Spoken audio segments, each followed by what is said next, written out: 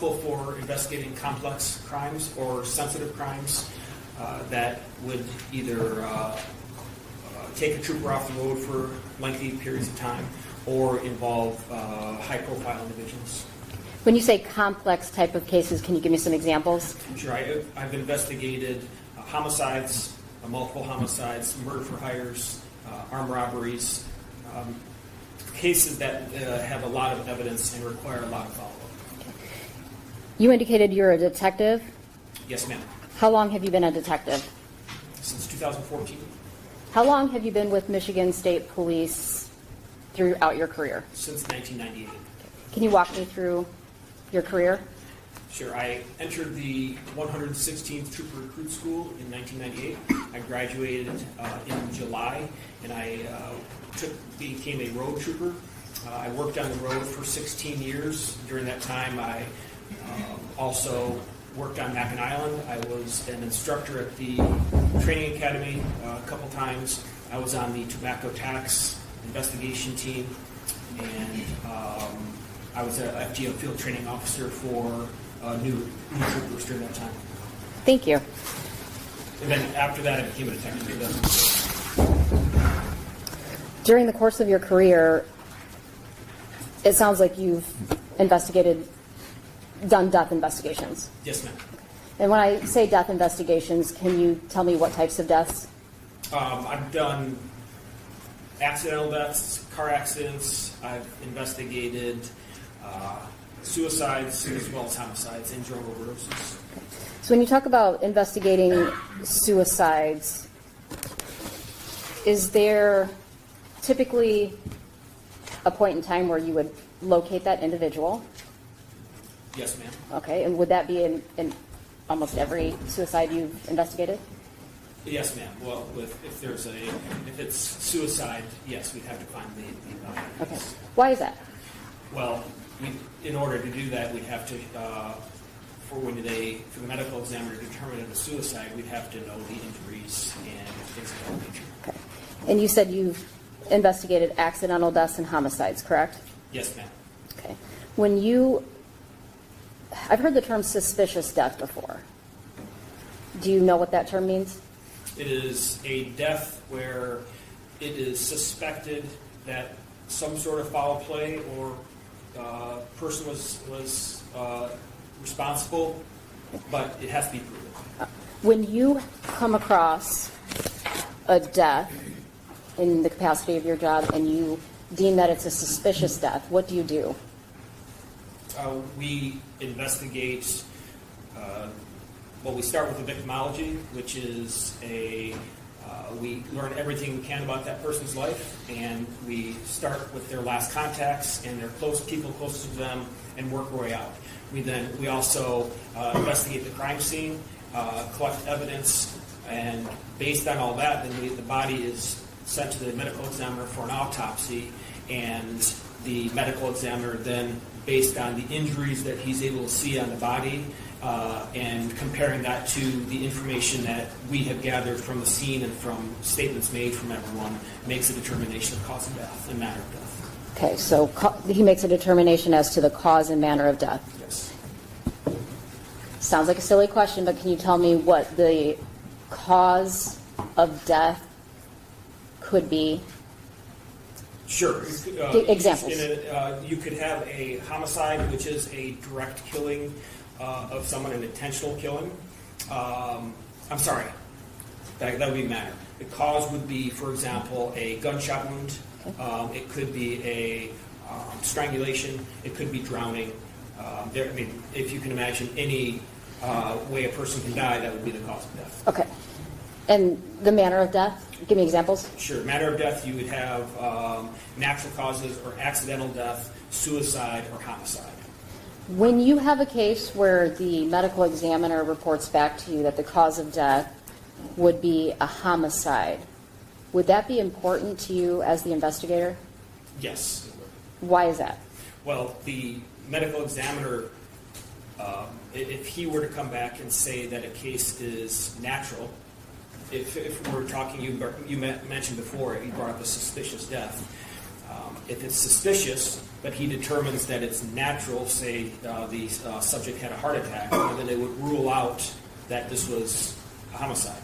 However, if he found obvious injuries on the subject, the deceased subject, that there's no other way to account for them but by the hands of someone else, then he ruled it a homicide. So that would be important. I mean, it is crucial for us to determine for our case. And that would be considered a piece of evidence for your case? Yes, ma'am. How many homicide trials during the course of your career have you either been a part of or as the direct investigator or been a part of on the outside of? Probably 8, roughly. And have you attended all of those trials? Yes, ma'am. And does the medical examiner testify at those trials as to the cause and manner of death? Yes, ma'am.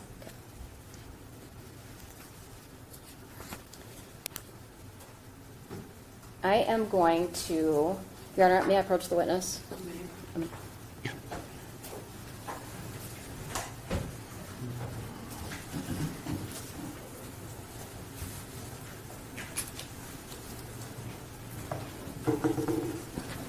So I've handed you People's Exhibit 47.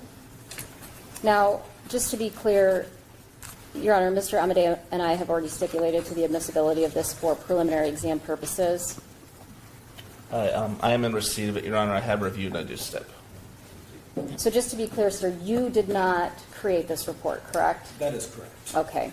And can you read the title on the very first cover page of what this document is, what this report is? It is a forensic examination report. And for what case number? Case number CCU-3579-2025. And this packet, this exhibit that I've handed you contains 15 pages, correct? If you can look at the last page and... Yes, the last page is 15, yes.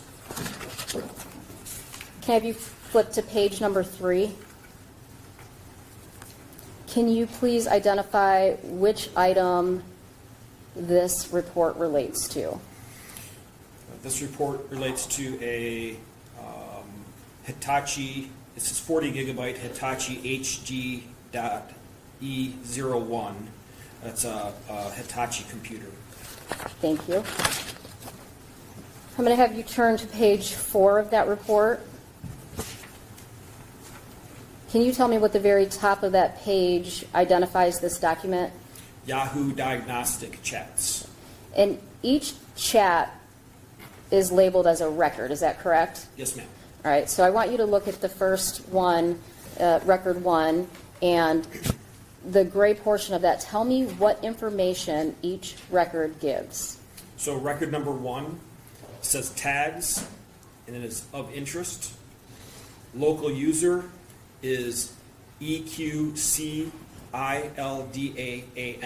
I'm going to stop you there real quick. Sure. Can you just read the record, the information that's given in the gray shaded portion, please? Yes, ma'am.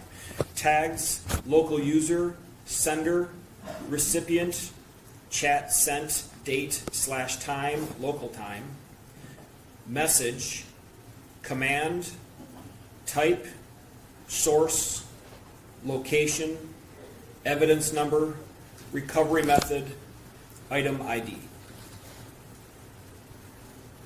And can I have you flip to page 15 of that document? 1-5, I'm sorry. And that ends with record number what? Record number 42. Okay, and so for records 1 through 42, that gray portion with the information that would be for each record is consistent, correct? Yes, ma'am. All right. I'm going to start with record number 1. Can you identify who the sender of that Yahoo Diagnostic Chat was? The sender is identified as, and I'm going to spell it, and then after that I'll just say it as best I can. Thank you. It's EQCILDAAN. I'll say Akildon. Okay. And then who was the recipient of this message? It is KATRACHAN at rocketmail.com. Katrakan at rocketmail.com. Do you want to refer to that one as Cat from here on out? That'll be fine, yes, ma'am. On record number 1, what is the chat sent date, time, local time? 11/18/2010. Local time would be 14:46 or 2:46. Can you read the message that is contained in record 1? This is from Kildon to Katz. Hello there. Record 2, can you indicate for me again who the sender, recipient, date and time, and message? Sender is Katz, recipient Kildon, 11/18/2010, 2:48. The message is hey. Record 3, can you please do the same? Sender is Katz, recipient Kildon, 11/18/2010, 2:48. Message, sorry for the long delay.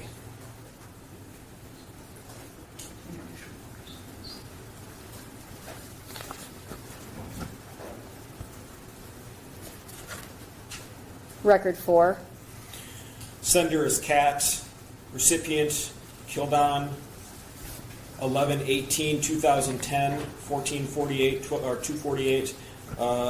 The message from Kildon is headache. record 5, The sender is a Kildon, recipient is Katz, 11/18/2010, 2:49. Kildon said, "It's fine. I'm used to it from the wife who doesn't like me anymore." record 6, Sender is Katz, recipient is Kildon, 11/18/2010, 2:49. Kildon said, "So no change?" Question mark. record 6, oh, record 7, I apologize. Sender is a Kildon, recipient is Katz, 11/18/2010, 2:50. Kildon said, "Went from good to bed, then to worse." Record 8, Sender is a Kildon, recipient is Katz, 11/18/2010, 2:50.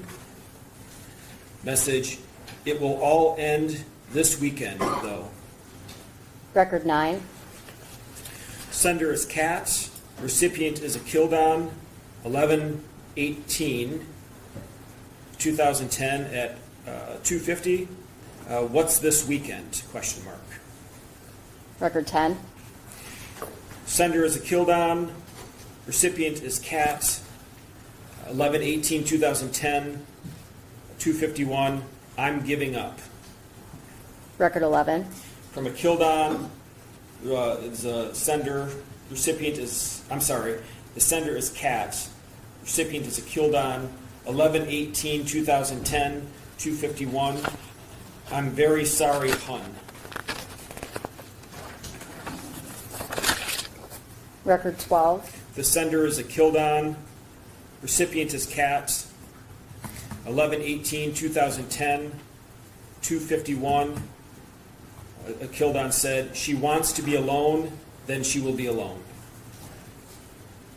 record 13, Sender is Katz, recipient is Kildon, 11/18/2010, 2:52. Kat stated, "Give her a little space. If you want at least a friendship eventually."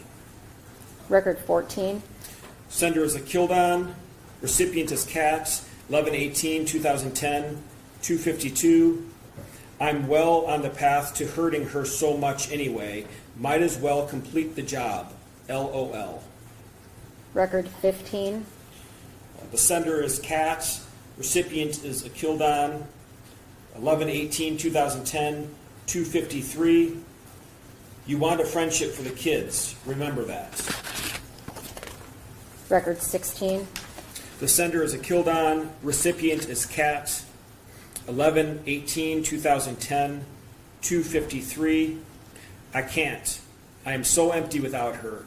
I resented her a lot for not helping me provide for the family, but my time alone in Florida helped me. Record 17. Sender is Kat. Recipient is a Kildon. 11/18/2010, 2:53. Got to go to work, hun. Sorry I can't talk more. Please feel better. Record 18. 11/18/2010, 2:54.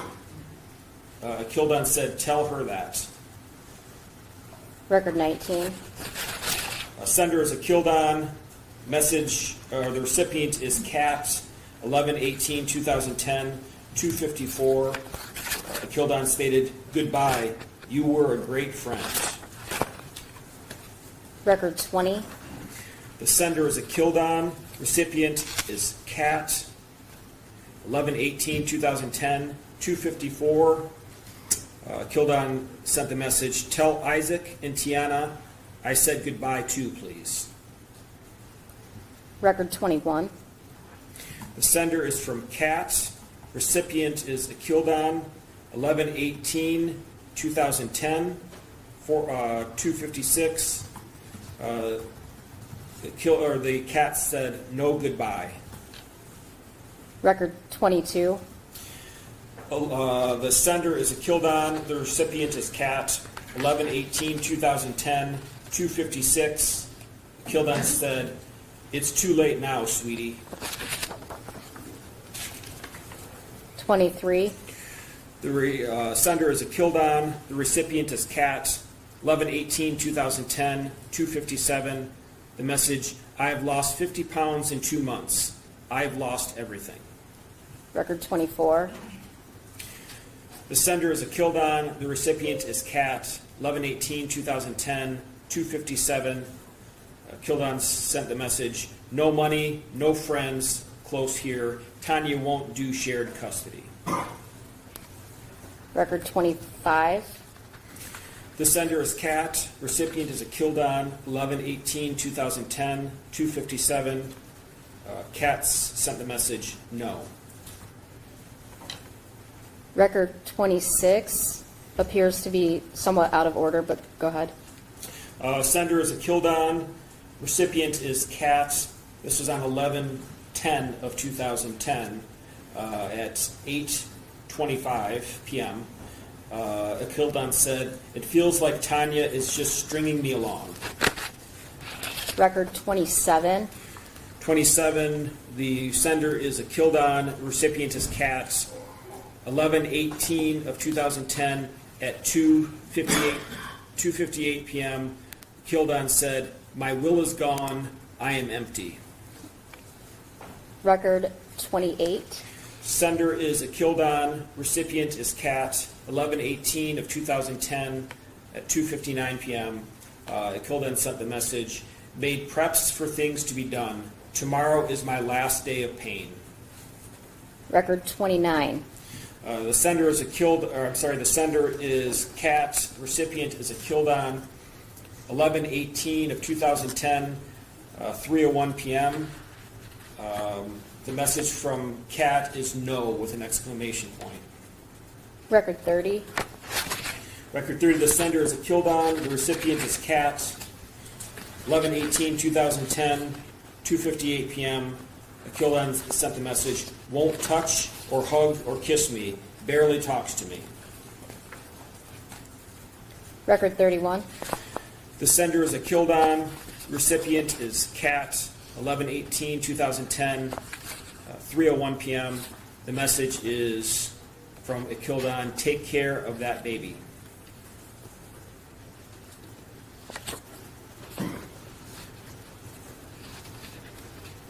Record 32.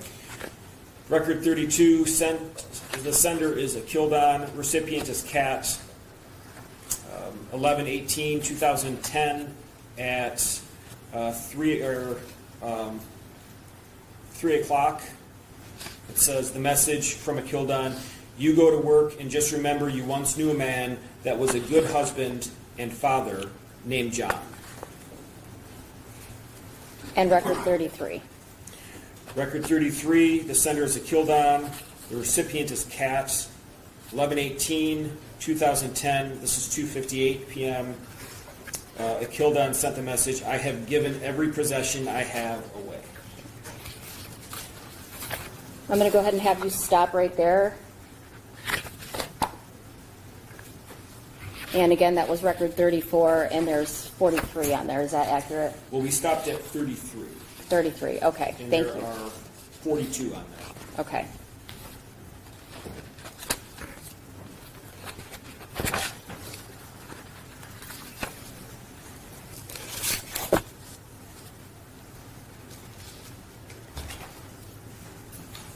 I'm going to switch gears a little bit. Did you become involved in this particular case at some point in time? Yes, ma'am. Do you recall approximately when that was? Approximately a year and a half ago, roughly. I mean, I've received calls at the post for a decade about this. Occasionally, I'll get a tip or something that I would typically forward on to Lieutenant Brewer. But I became actively involved about a year and a half ago. Was there a point in time where you had contact with John Skelton? Yes, ma'am. Do you recall what day that was? It was November 3rd, 2025. And do you recall where that was? It was at a prison. Offhand, I don't remember the prison. So, it's in the interview room, though, at the prison. Prior to going up and speaking to him, had you done any looking into his previous statements? Yes, ma'am.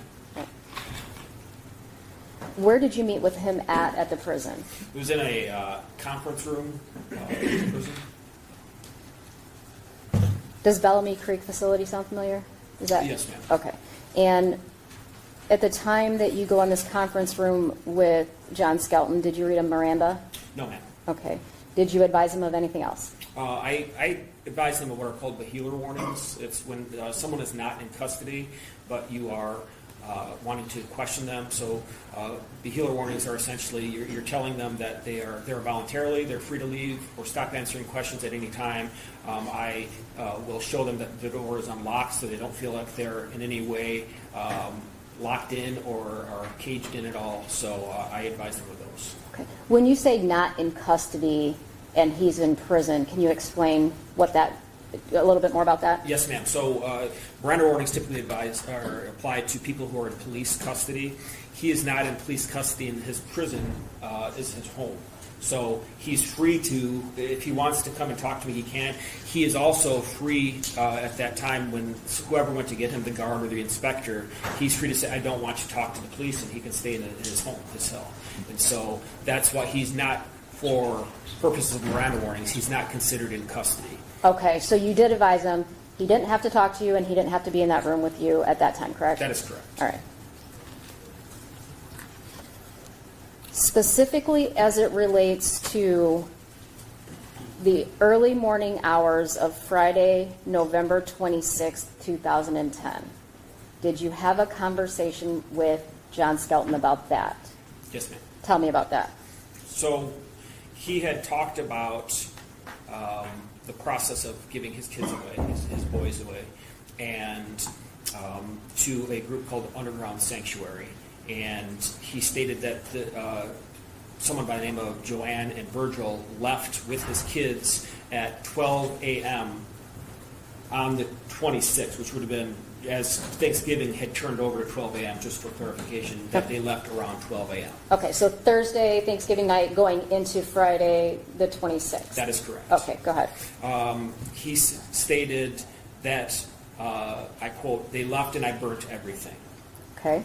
Okay, so I asked him why he burnt everything. He stated he wanted to kill himself and that he didn't want Tanya to find the kids. Okay.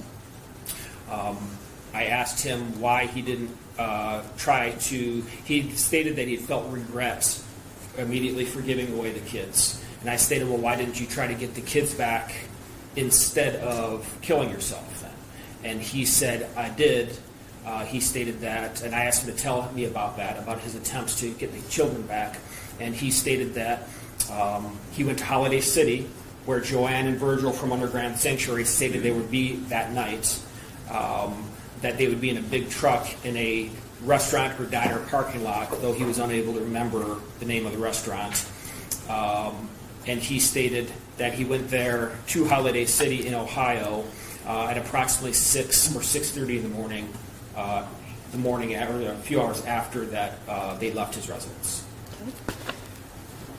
So he said he immediately had regret about giving them away, and then he didn't return to go find them, though, until 6 a.m. Is that accurate? That is accurate. Okay. So he indicates that they tell him they're going to stay in Holiday City for the night. Is that accurate? Yes, ma'am. Now, again, before you go in there, you've reviewed everything up until that point. Is this consistent with previous statements? Is what consistent? Which part? The Holiday City part. Thank you for asking Yes. for clarification. No, ma'am. Okay. And why is it inconsistent? In previous statements, he had said that he did not leave his house. So this is the first time he's acknowledged to you that he's in fact left Morenci. That's correct.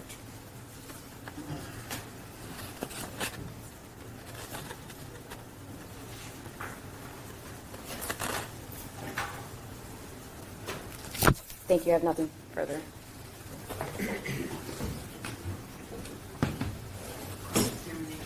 Thank you. Good morning, Trooper. How are you? Outstanding, sir. How are you? Good. So, you did not read Miranda to my client, correct? That is correct. Now, did you tell him you could stop the questioning at any time? I stated he could leave at any time. Okay. But he couldn't leave, isn't that correct? He could leave. Yes, he could. I even demonstrated that the door was open. Do you remember when he told you can't just leave, you have to get permission to leave towards the end of the interview? Right. That doesn't constitute custody, though. That wasn't what I asked you, sir. Okay. So I don't remember that exact statement, but I'm not. Okay. I don't know. Now, you mentioned these text messages. Who is Kat? I don't know, sir. Did you do any research on that? No, sir. All right. Did you review all the evidence in this case? Can you repeat that question, sir? Did you review all the evidence in this case? I have not reviewed all the evidence, no, sir. And you said you've done 8 homicides, is that correct? Roughly. All right. At all those homicides, was a medical examiner always testifying?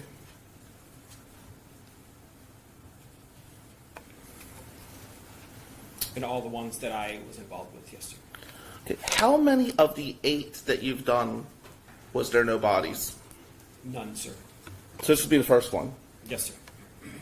Do you say it's a problem at all? I don't understand that question, sir. What Do you think it's problematic to prosecute someone without bodies for a homicide as in your profession? it's more difficult, but it is. I don't know what you mean by problematic. Did you review the camcorder that's been put in evidence? Camcorder for what? No, I did not, sir. How about the duffel bag? No, sir. How many times did you meet with my client? How many times did I speak with him? Yeah. 1 time, sir. Did you notify him you were coming? No, sir. Did you tell him you were recording it? No, sir. Why not? It's not required, sir. So you weren't honest with him, correct? I was honest with him because I didn't tell him doesn't mean I was dishonest. Well, didn't you actually tell him you don't know if charges were being brought? I told him that I couldn't promise they weren't going to be brought When did you interview him? on November 3rd, And when was- 2025. What was his out date from prison? Do you know that? It was approximately 2 weeks later. And when were charges brought against him? I don't remember, sir. When Probably you- do. Go ahead, sir. When you went there, did you know he was being charged with homicide or not? Yes, sir. And did you tell him you didn't know? I told him I couldn't promise him that he would not be charged. So you lied to my client, correct? That's not a lie. I couldn't. It's not a lie? I couldn't promise him that he would not be charged. That's not a lie. Well, hold on a sec. Educate me, please. Did you tell my client you didn't know he was going to be charged, and did you just answer you did know he was being charged? How is that not a lie? Objection. Asked and answered and argumentative. I just want clarification.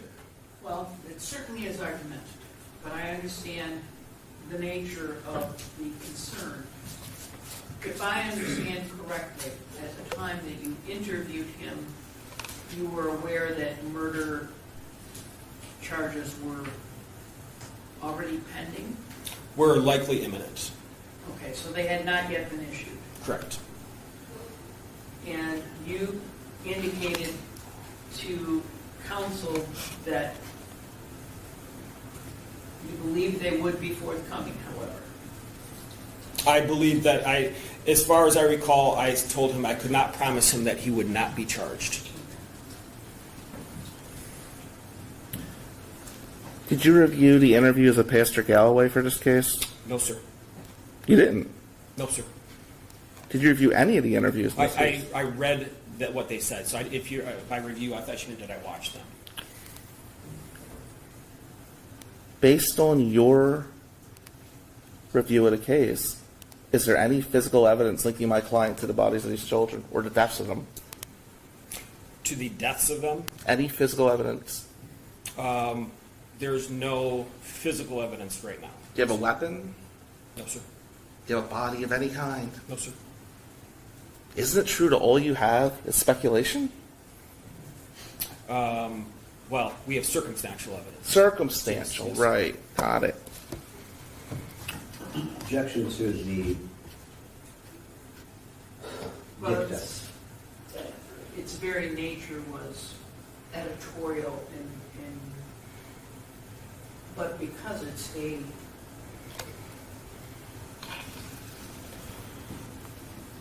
hearing before a magistrate, quote unquote, a judicial magistrate, I think I can take the answer and the question and the attitude for what it's worth. Thank you. What new evidence do you have from your time you're on the investigation that was not presented in 2010? Objection presented to who? I'll rephrase. What new evidence have you found in your investigation that was not available in 2010? His inconsistent statements with my interview with previous interviews. So, inconsistent statements. That's what you guys have? Objections asked and answered. I want clarification. Correct. Again, your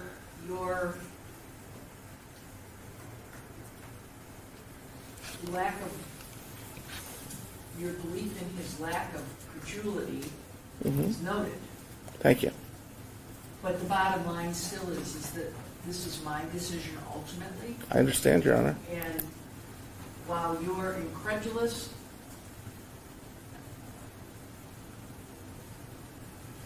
and that's your job, I don't think it's necessary to express that in this particular arena. It's not going to help anyone.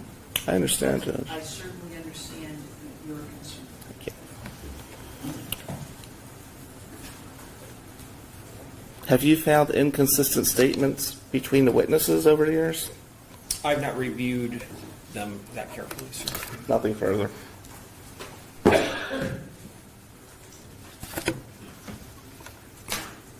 So to be clear, while you were at Bellamy Creek facility in the conference room, you showed John, there's the door. Get up and leave if you want.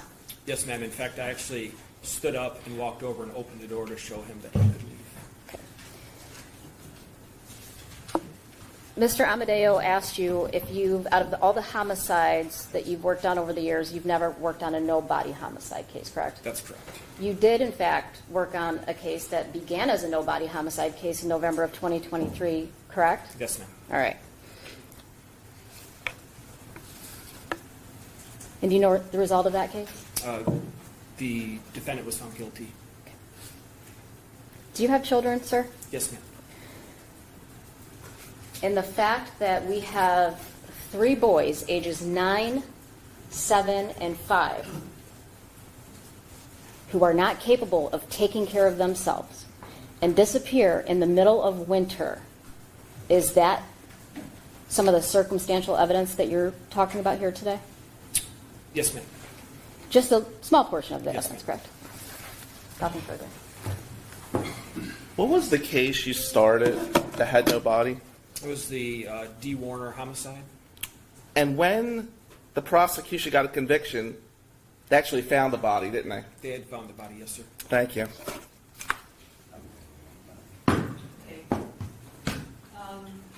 We're going to take just a brief recess, and I'm going to ask counsels to meet me in my chambers. All right, please.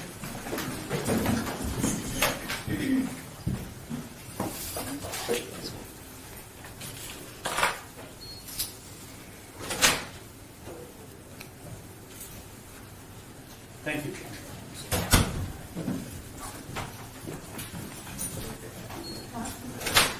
Yeah, oh yeah, absolutely.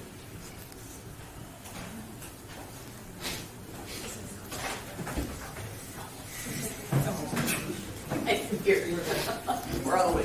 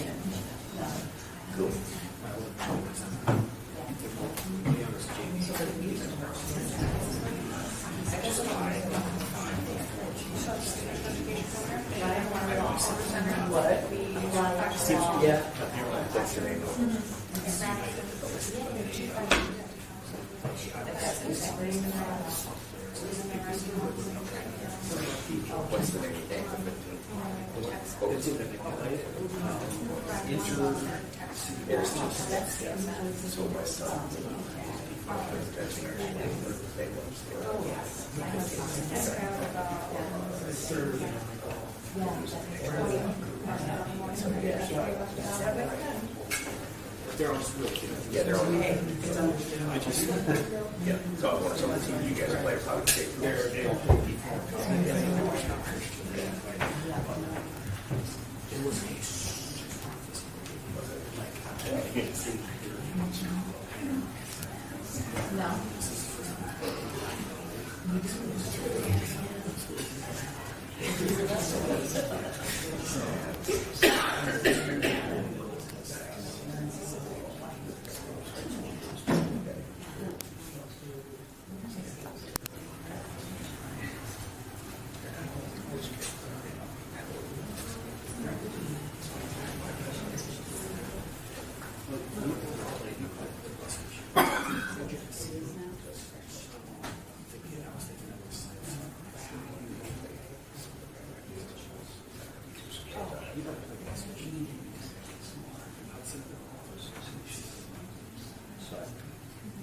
anyway. They don't, so they write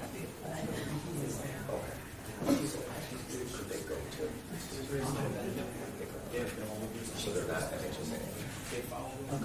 But they're not in that.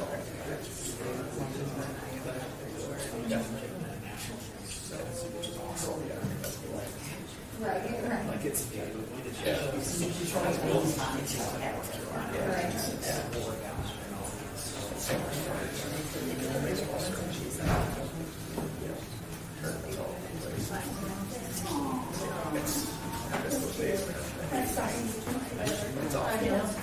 I say top one.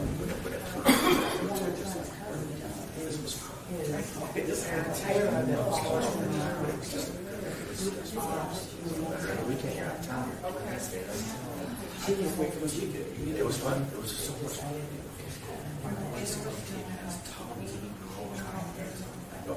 She's like,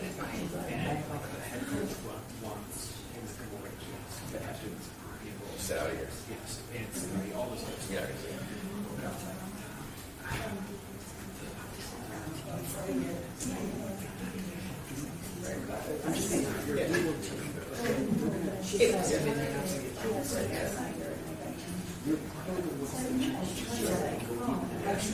You have a lot of experience. Yes. So yeah. You understand imagine it'll be a state champion before. Exactly. Yeah, you're going to remember more and have more fun with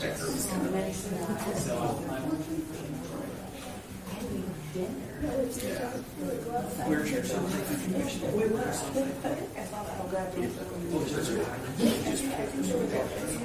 And they want So it was a freshman. Actually, so they wanted to speak.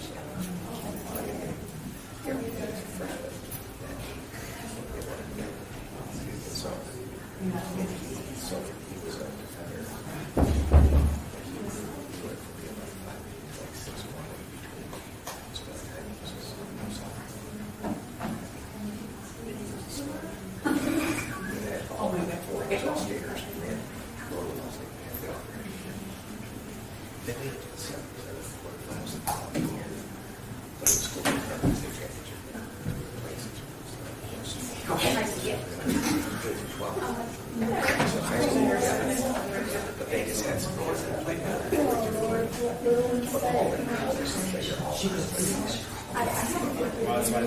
But it was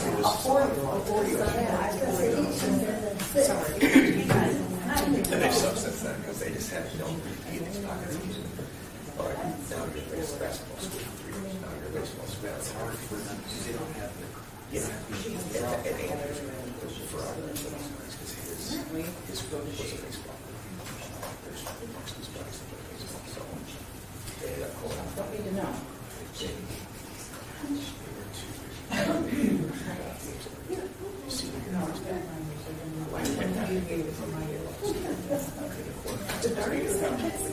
Essentially, the game was played in the region. But it's just fun when it's small school. You know, parents and kids, it's not, there's there's no fun in playing that. And so you're playing against these schools that are all the Yeah. my own Comes the bearded lady.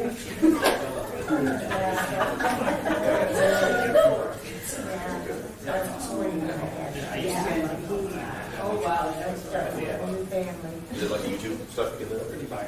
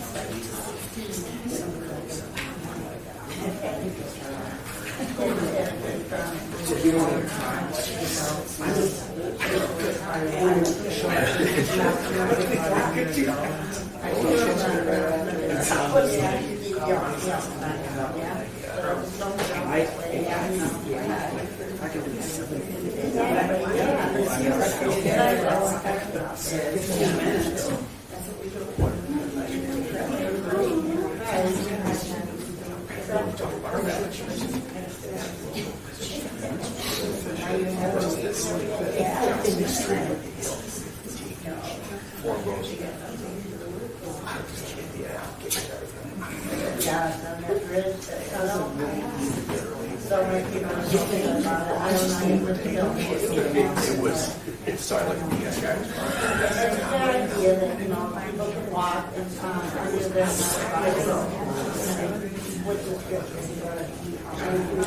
You saw it was still there. Like, thank you.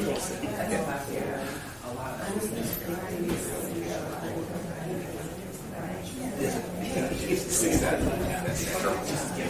know. I'm glad someone sees this girl really do that. She's a lovely statue for speaking. Can't really move too much.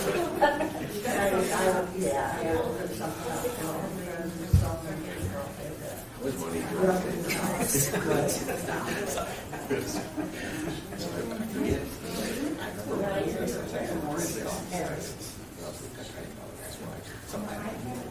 No, they're off that big, big boy, where it was, that's near the stuff.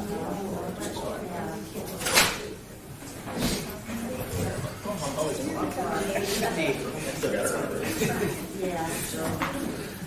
They didn't understand why I thought it was so funny. What's that? No, it's a big building, that's something like that, yeah.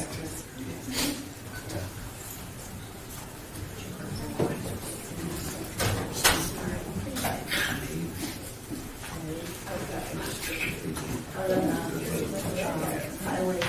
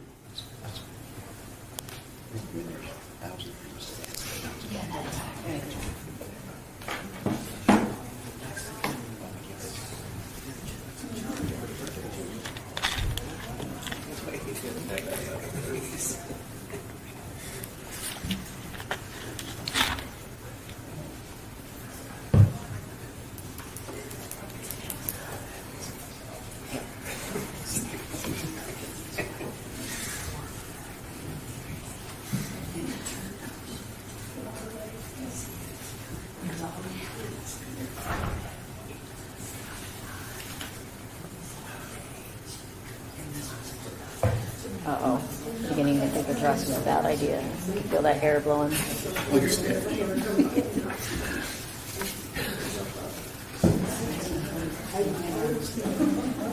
Reserve all confidence.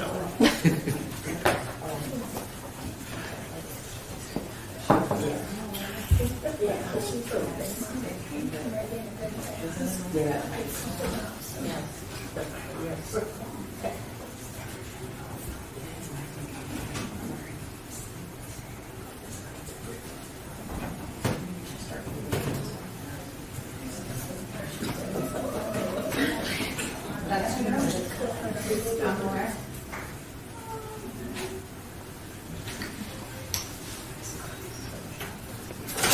All rise, please.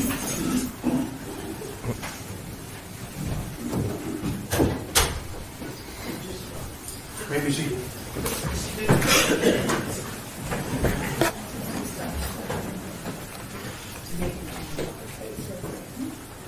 I have no further questions of this witness, Your Honor. Cross-examination. I have no further questions.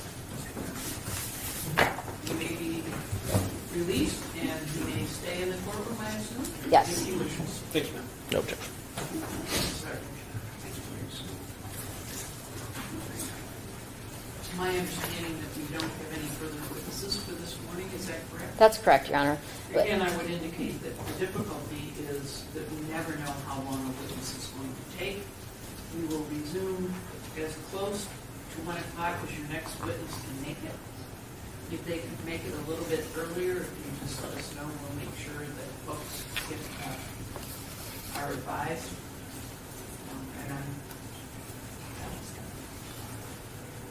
And Your Honor, I apologize. Prosecutor Wise, who are the two witnesses this afternoon, just so I could do a little extra prep? I know it's Michelle Lampier. And Christopher Hess. Thank you. Thank you, Judge.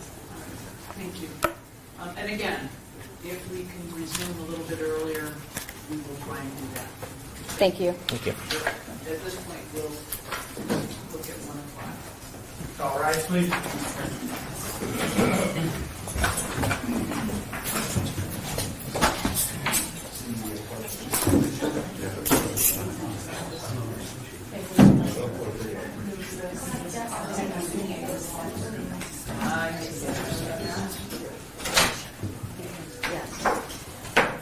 It's 10 minutes, but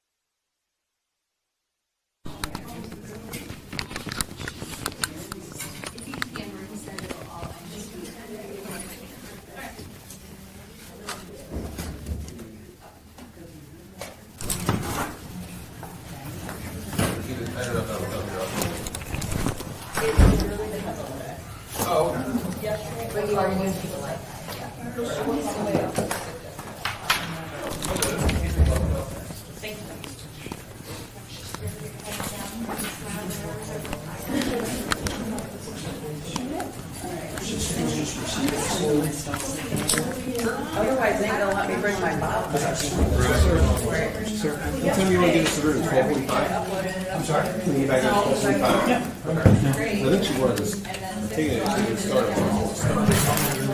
Yeah. Can I get back and see him?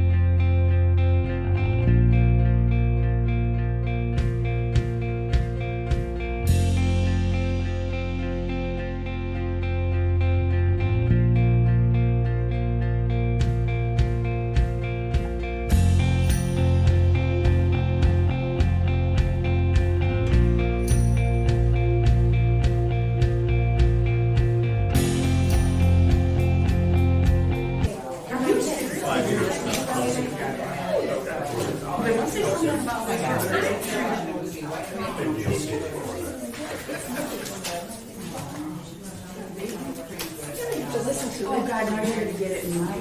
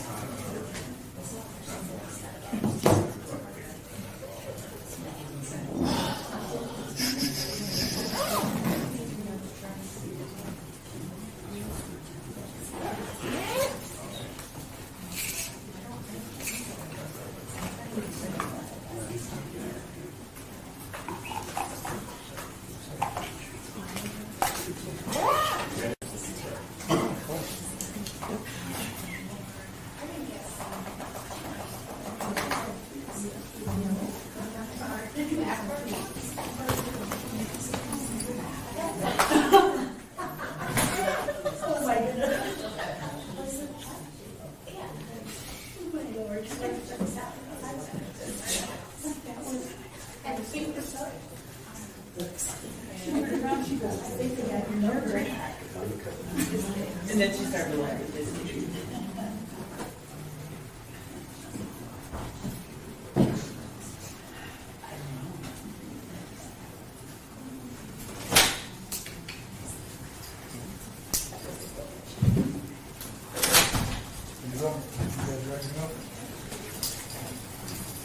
I'm ready to go, thanks for asking. You're always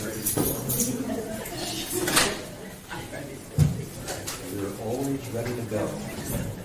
I try to always be prepared. You could go stand there against the wall.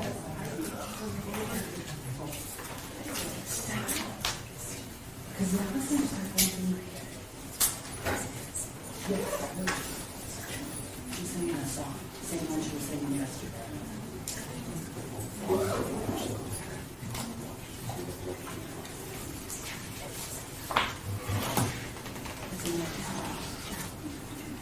Something though. I can't remember what song it is.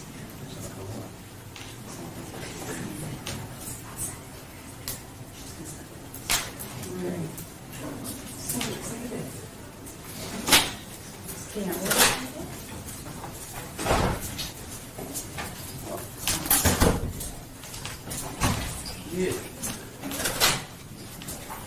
All right, please.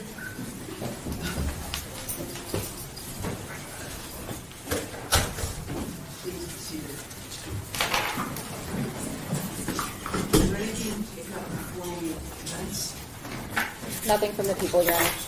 Not from defense, Judge. Thank you. May call your next witness. The people would call Christopher Hess. Raise your right hand. You solemnly swear to uphold the truth so help you God. Thank you. Please be seated in the witness chair. You'll give me your full name and spell out for the record, please. Full name is Christopher Hess. The last name is spelled H-E-S-S. Christopher in traditional way. C-H-R-A-S-T-O-P-H-E-R.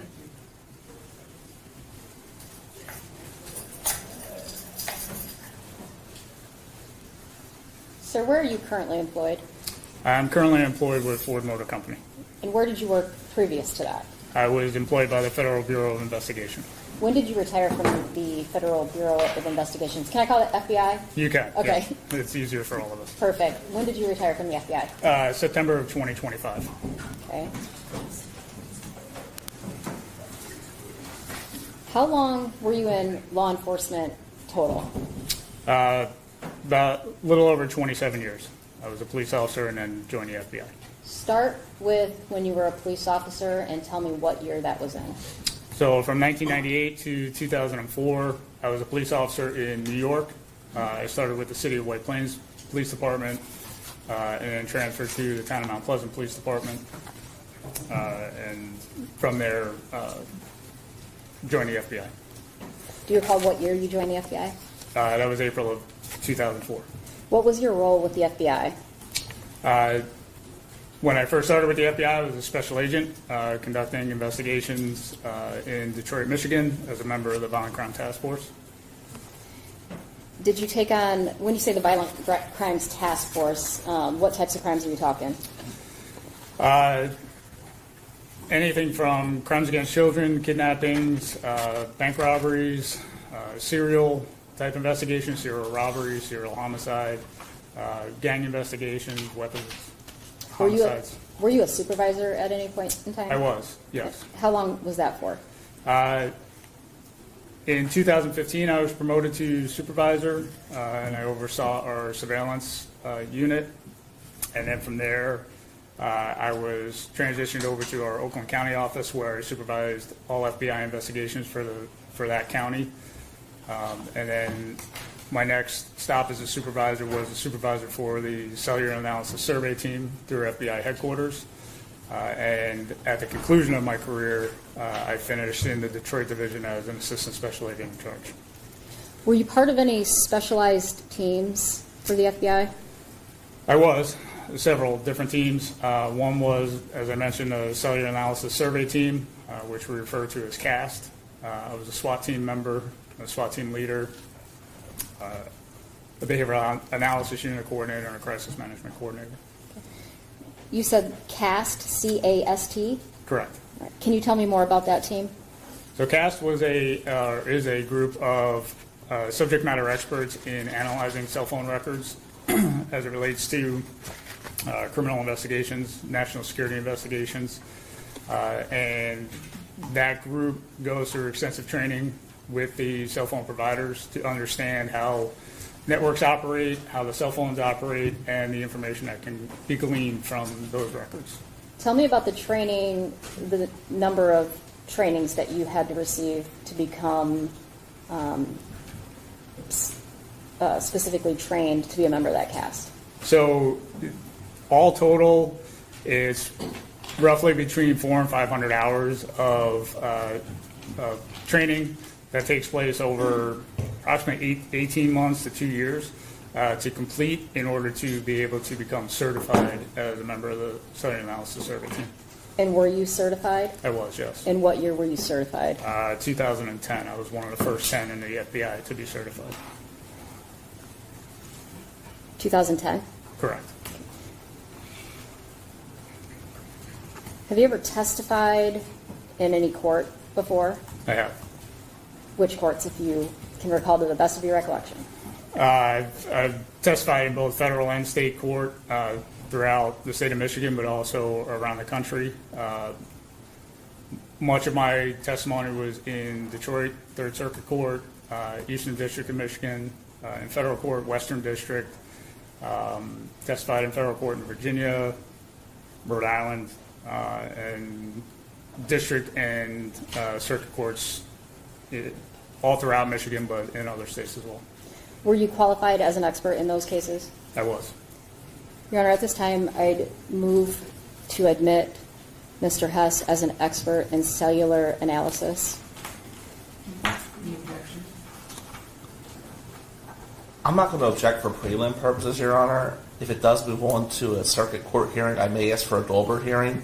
I didn't know there was going to be an expert for our hearing. I'm not going to object.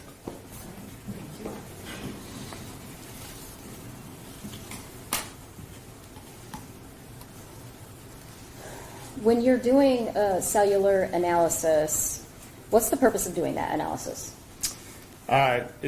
It's to be able to corroborate or refute information that we received throughout the course of an investigation.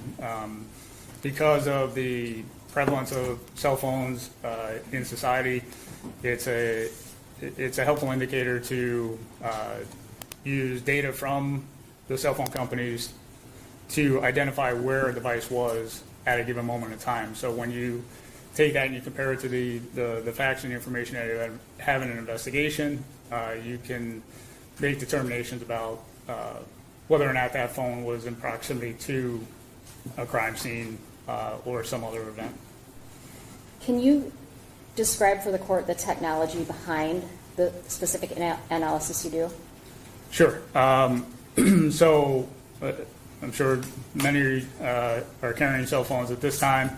You have your cell phone provider, and that phone that you purchase is designed to communicate with the network that's out there from the cell phone provider. They all operate on their own frequency band that's assigned by the FCC, and your phone is designed to communicate with that network. So to give an example, if the podium was a cell phone tower for Verizon, it would emit a signal in the area for all Verizon phones that were in proximity to see that tower exist and also be able to use it for services. If you want to make a call, receive a call, send a text message, and that would be your communication point. That would be your entry point into the network. Once that call or text message or data event takes place, the cell phone company maintains a record of it. And that's for business purposes. It's not necessarily for law enforcement assistance. That's how they make their money. It's population density, network planning, if they need more towers, fewer towers. And based on that information they record, we in law enforcement have been able to use that as part of our investigations to determine where a device was at a given time. And was this the same technology that it's been 16 years, so in 2010, is this the same thing that you're doing with this cell analysis? Yeah, the basic premise is the same. Of course, with any technology, we're advanced at this point in time. So things that we're able to do today, we weren't able to do back in 2010 or prior to that. However, it doesn't change the fact that the phone communicates with a tower, a call is initiated, terminated, information is exchanged, that generates a record, and that record is produced as part of legal process. Can you describe the cell sites and sectors? What are those? So if I go back to the podium, if that's your cell phone tower, the cell phone tower generally covers 360 degrees. In order to be able to accommodate as many people as possible in that area, they will break that cell phone tower up into what's called sectors, so slices of the pie. And if we use the 360 degree example, the slice of the pie would be roughly 120 degrees. So if you look at a clock from 12 o'clock to 4 o'clock, would be one sector, from 4 o'clock to 8 o'clock, another sector, 8 o'clock to back to 12, another sector. So to further break that down, if the podium is your cell phone tower, the judge may be in one sector, the cameras would be in another sector, and then everyone in the gallery would be in a completely different sector. that's all identifiable. If they make a phone call from that side of the tower, the identifiers that are unique to that side of the tower show up on the records. That's how we're able to tell what side a call was connected on. And when you just said that's how you can tell when a call was connected, is it only specific to phone calls, or would that include other things on that phone? No, it could be phone calls, it could be text messages. Nowadays with so much going through data connections, you would also get data connection information. What is data connection information? So if you're using an app, if you're checking your email, and you're not engaged in an actual phone conversation or sending a short message, you're listening to a podcast or you're scrolling for a podcast, that would create a data connection. Did you become involved in a case in Morenci, Michigan in 2010? I did. Do you recall approximately when that was? Thanksgiving timeframe of 2010. Okay, how did you become involved? The FBI has its main headquarters, which was in Detroit, and then we have what's called resident agencies throughout the state of Michigan. Our Ann Arbor resident agency had received an Amber Alert related to 3 missing boys. The resident agencies tend to be a little bit smaller in manpower, so they have requested assistance from the squads downtown in the headquarters city in Detroit. So did you physically come down to Morenci? I did. What did you do when you got to Morenci? When I got to Morenci, I worked in the command post throughout the duration of the investigation. And my primary purpose was to start working the cell phone investigation side of the investigation, but also to help coordinate the additional resources that the FBI was sending from downtown. Did you go out on any of the physical searches for the boys to any locations? As I recall, there was one instance where I did go out to follow up on a lead. I think it was on the Ohio-Michigan border, and I went out with the chief of police on that, but everything else was working from the command post. Okay. When you say the command post or the command center, do you know where that was located at? I think it was at the police department. So as part of the cell analysis that you wanted to do in this case, what did you do? The investigators involved in the case started coordinating with them to identify cell phone numbers of interest in the matter, and explain to them some of the things that we could do if we were able to get that information, contacting the cell phone providers, and get what's called exigent records sent to us, which is a snapshot in time, a smaller sample of records that we could start building our investigation off of. And did you get a phone number of interest that you wanted to build this case analysis on? Yes, I did. Okay, and can you give me the last 4 digits of it, the number, if you recall? I don't recall if Does 2072 sound familiar? yes. Okay. You indicated that you wanted to get these numbers so that you could do what you called an exigent search. Is that accurate? Yes, an exigent request to the cell phone Exigent provider. request. Mhm. Okay, can you describe what that is for me? So an exigent request would be in a case where there's a serious risk of death or further serious physical injury. We have the legal means to go to a cell phone provider, explain the emergency, and request records from the cell phone provider in a very specific time frame, a shortened time frame. And the cell phone provider has the opportunity to deny the request, but in many instances they agree with the articulation of the emergency, provide that limited data set so that we can begin working and hopefully mitigate whatever threat there is. Do you recall the dates that you requested for this particular target number? I believe we were focused on November 25th and 26th. And, silly question, but can you just tell me what a target phone number is? The target phone number would be the number of interest, So the and two- in this case, the 2072 number. Okay, thank you. Your Honor, may I approach the witness? Any objection? No, Your Honor. I'm in receipt, reviewed, stipulate, no objection whatsoever.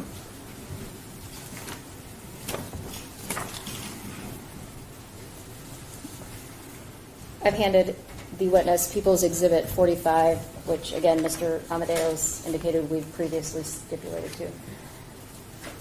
Did you receive a set of information from, did you say it was Verizon in this case? Yes. Did you receive that information from them? Yes, And did you do an analysis? I did.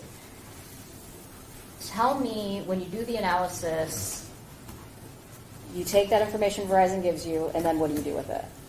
So there's a couple of pieces of information that you receive from Verizon. It would be what's called the call detail records, which would be the date and a recording of the date, time, numbers involved in a call or an interaction, a text message.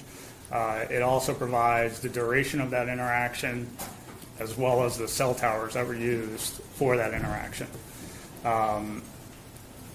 In order to translate that into a usable product, we need another data set, which is the cell phone tower list for the company. And Verizon provides that list as well. So on the call detail records, you would have a coded entry for the cell site that was used. You look for that coded entry on the tower list, and that corresponds with the address, the GPS coordinates for that cell site. That's how we're able to identify the geographic area where that cell site is located. Okay. And there was a visual aid to kind of help explain the data as you plotted it, is that correct? Yes. And that would be the exhibit we're looking at? Yes.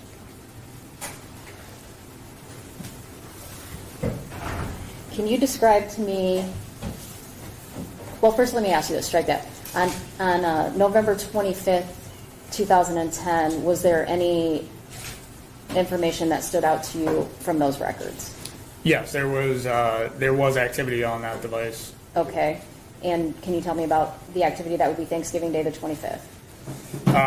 Yeah, looking at the exhibit, there was call activity or cell phone activity that showed consistency with an address in Morenci, Michigan. That tower would be cell site 622, and specifically Sector 1, which in this case happened to be the north side of that tower, so roughly from 10 o'clock to 2 o'clock on a clock. And then over a period of time, there was additional activity that showed the device. I'm gonna stop you really quick. Sure. So the one you're reading off right now is for the 26th of November, is that correct? Yes. Okay, so for the 25th of November, do you recall where that phone was located? As I recall, the vast majority of the activity for that device was in Morenci on Tower 622. On Tower 622, consistent with that 112 East Congress address?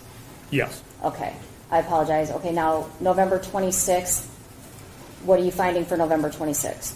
So on November 26th, there is additional call activity, information on the call detail records, and there was activity that showed the device on that tower 622, and then there was additional activity that showed the device approximately 19 and a half miles away on two different towers, those being Tower 480 and Tower 485.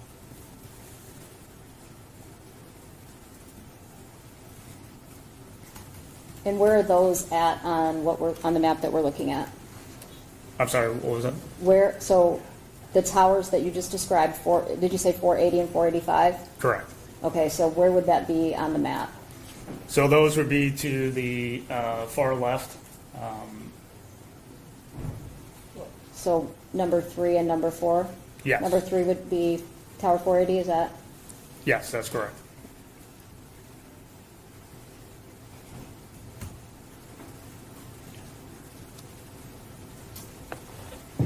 and then did you get any other additional information from this? Yes, I did. So with Verizon, there's an additional layer of information that's available to you. Not only does it tell you the tower and the side of the tower that the device used, it provides a distance, an estimated distance from the tower that device was when it accessed the network. And that's helpful because cell towers can cover a fairly large area, geographic area. This helps narrow it down to a more concise area that we focus on. So again, going back to Tower 622, you see yellow lines which indicate how far that device was estimated to be, which corresponds with the geographic area consistent with the Congress address. As you move to the what's labeled as 3 and 4, that device used two different sides of the tower 480, and then also used a side of the tower of 485. So moving a distance of about 19.5 miles to the west, that would be indicative to me in my experience of device did in fact travel. If that device is traveling 19.5 miles south, how does it know which tower it's going to use? Does that make sense? I think so. So as you move around with your mobile device, there are signals that are constantly exchanged between the network and your phone. So your phone is constantly searching for a tower with a good, strong signal to communicate with. So as it goes through, it sees its most attractive tower, but it also sees approximately 5 other towers in the area. So as you move around, you get a little bit closer to one tower versus another, that prioritization changes. So if I make a call and I'm on this tower, I'm close to this tower, tower number 1, let's say, at a point in time, but I'm on the move, I'm driving up I-75. I complete that call, I'm 4 or 5 miles north on I-75. That previous tower is no longer as attractive to me. I go to my list, I see the next tower that I'm close to, that is now the more attractive tower, that's where I'm going to request resources from the network. Is it always going to be the closest tower to that device that it's going to connect to? Not necessarily. There's environmental conditions, there's topography, there's buildings that you could physically be closer to a tower, but there's something in the way that obstructs the line of sight for that phone and that tower. So if I were standing, at the base of a skyscraper in New York City, there may be a tower, an antenna on that building on the opposite side of the building that I'm standing on. However, a half mile up Fifth Avenue, there may be another tower that is shooting signal right down the road, and I have a clear line of sight. That's what my phone is going to choose. When we talk about is it distance to tower? Yes. Is there, when they come up with this number, so it's approximately 2.3 miles from this particular site, is there any kind of margin of error, rate of error on those numbers? There is. Okay. There is. Do you know- It's not a true GPS coordinate for the device. It is an algorithm. It's a calculation conducted by the network that says, based on the time it takes from the tower signal to get to the phone signal to get back to the tower, mathematically, they estimate the distance that the device was. So in other words, if you're closer to the tower, that transaction happens a lot quicker than if you're a few miles away. Further away, okay.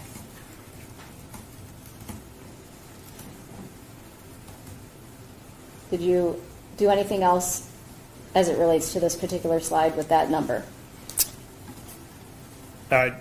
Just continuing with the analysis, trying to give some perspective to the investigators, given the travel distance, looking for sort of a landmark in the area to consider. And on the map, I did mark the Lazy River Campground just to show some sites that would be in proximity to those towers. And then there was a period of time, not only did we look for, I guess, for lack of a better, positive activity and negative activity, right? Positive activity would be those records that are actually generated and appear on a sheet of paper, but we're also looking for gaps in activity. And in this case, between 5:04 a.m. and 6:46 a.m., there was no data generated. So there was no interaction between the device and the tower. When there is no data being generated between the device and the tower, what are the possible explanations for that? It could very simply be that there's no calls, no text messages, no data sessions taking place. Another explanation is the device gets turned off and disconnected from the network. So that was between 5:04 a.m. and 6:46 a.m. Is that accurate, where there's no data? Correct.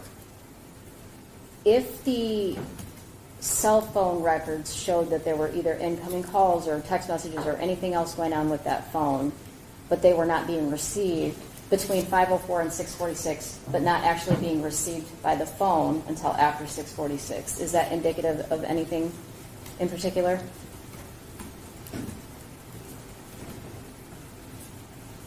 Well, so there's no record generated by the cell phone company, so there was no information passed to and from to the device. Okay. At a later time, the device does come back up on network, does reconnect with a tower, and does end up generating call detail records. Okay. And where is the device when it comes back on at 6:46? That next activity was back on tower 622. And that's consistent with the 112 East Congress in Morenci, Michigan. Right, the geographic area that is in. And I heard you testify earlier, but I just want to make sure I understand. There is a point plotted on the map, and it says A, and it's labeled Lazy River Campground. Again, you're not indicating that the phone was at Lazy River Campground. You're just saying that that is a point on the map you can plot to show geographically where we're at. Correct, yes.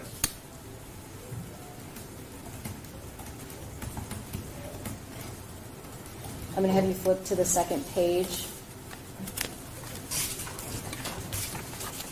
Based on the information that you put together on that last page, what did you then do?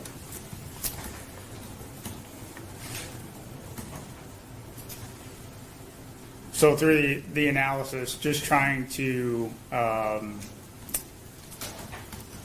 review the records, review the timeline that we're dealing with, and trying to determine,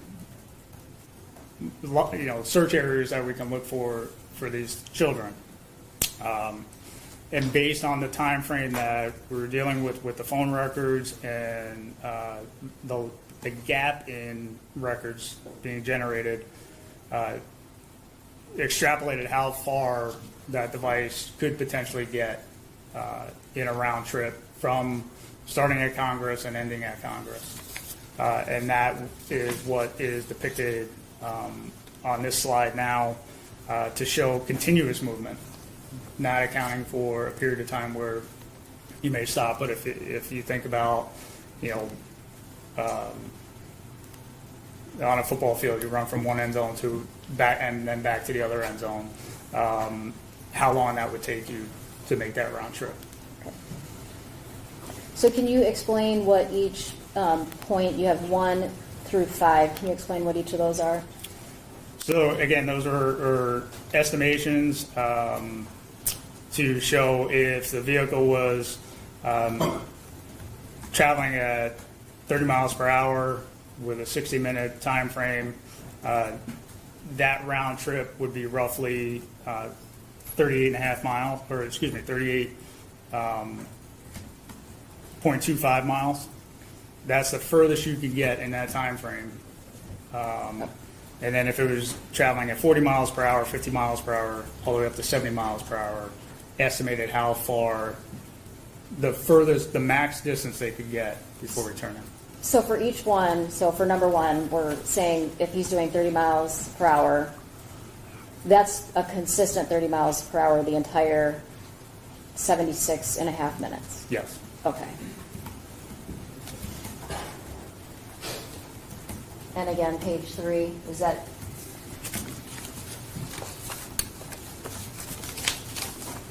Yes, that further summarizes the previous slide. the same slide, just on a different photograph? Okay. Yes.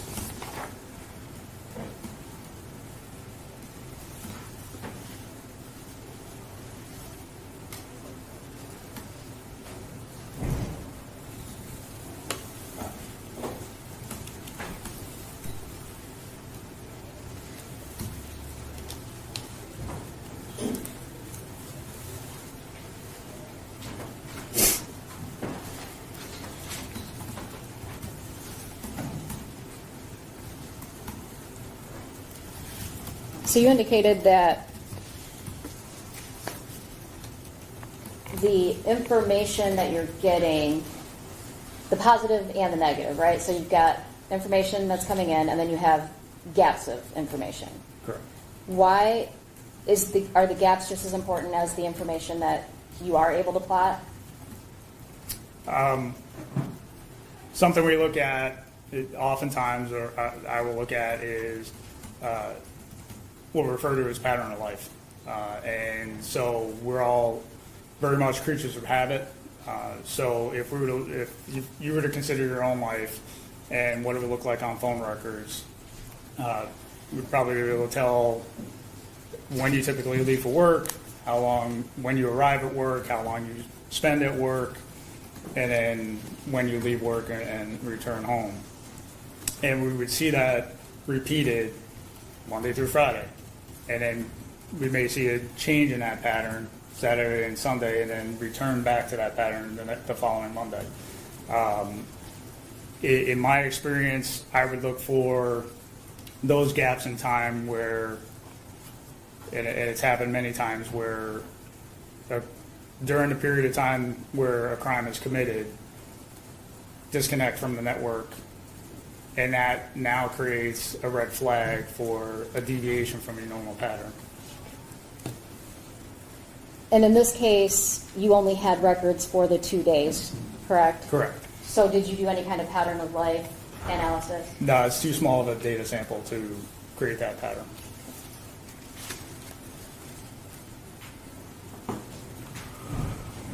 When you put this together, how long did it take you to put together the distances and plot this on the map, do you think?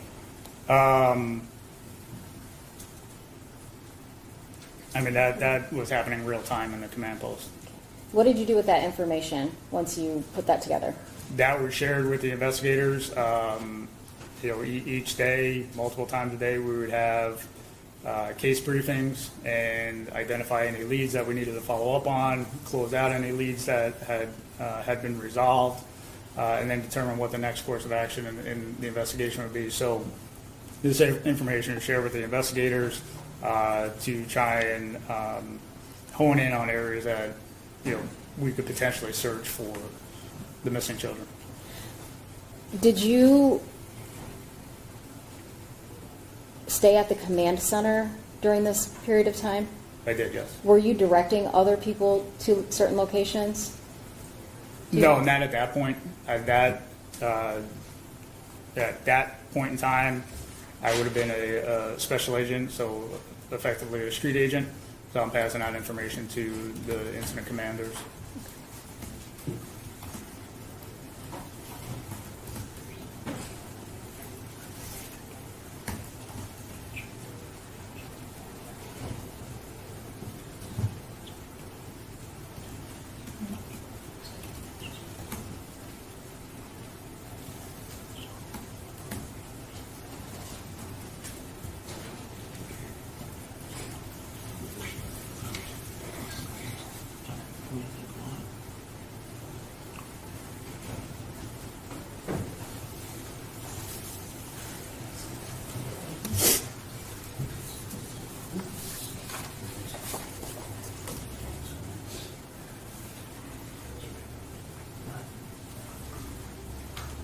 So, just want to make sure that I don't know if you've testified to this already.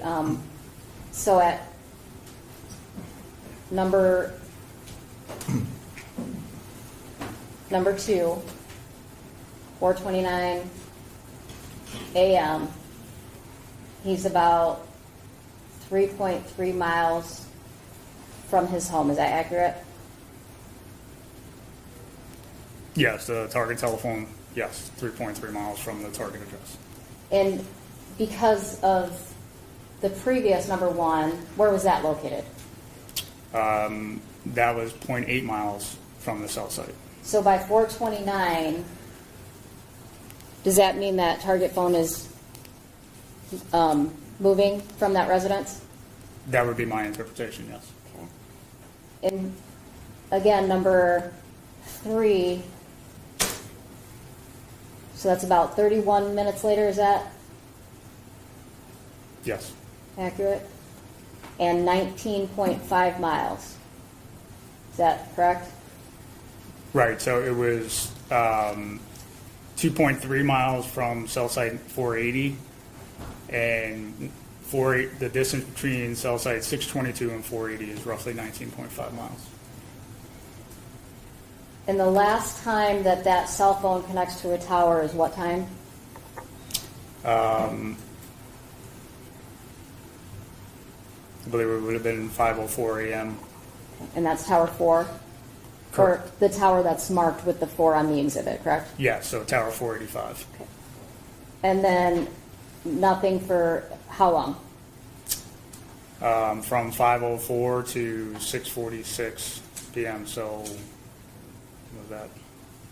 An hour and 42 minutes? So an hour and 42 minutes before it's back in Morenci. Before the next activity shows up on the records, yes. And you're here today testifying about what the device data is telling you, correct? Correct. You're not saying a specific person had it, right? No, I'm simply looking at the records associated with 2072. Okay. So possession of that phone would be based on the rest of the investigation, correct? Correct. I have nothing further. Good afternoon, Agent Hess. Is it okay if I call you Agent Hess? Sure. I won't inspect your possession. No, I appreciate it. Thank you. No That's problem. fine. So, just a couple simple questions, I guess. Were you actually part of search teams at all? No. Okay. And did you actually get to view any of the text messages or the metadata itself? No, I Okay. purely looked at the Verizon records. Okay, so did cell phone triangulation play a role in this? No. Okay. What is cell phone triangulation?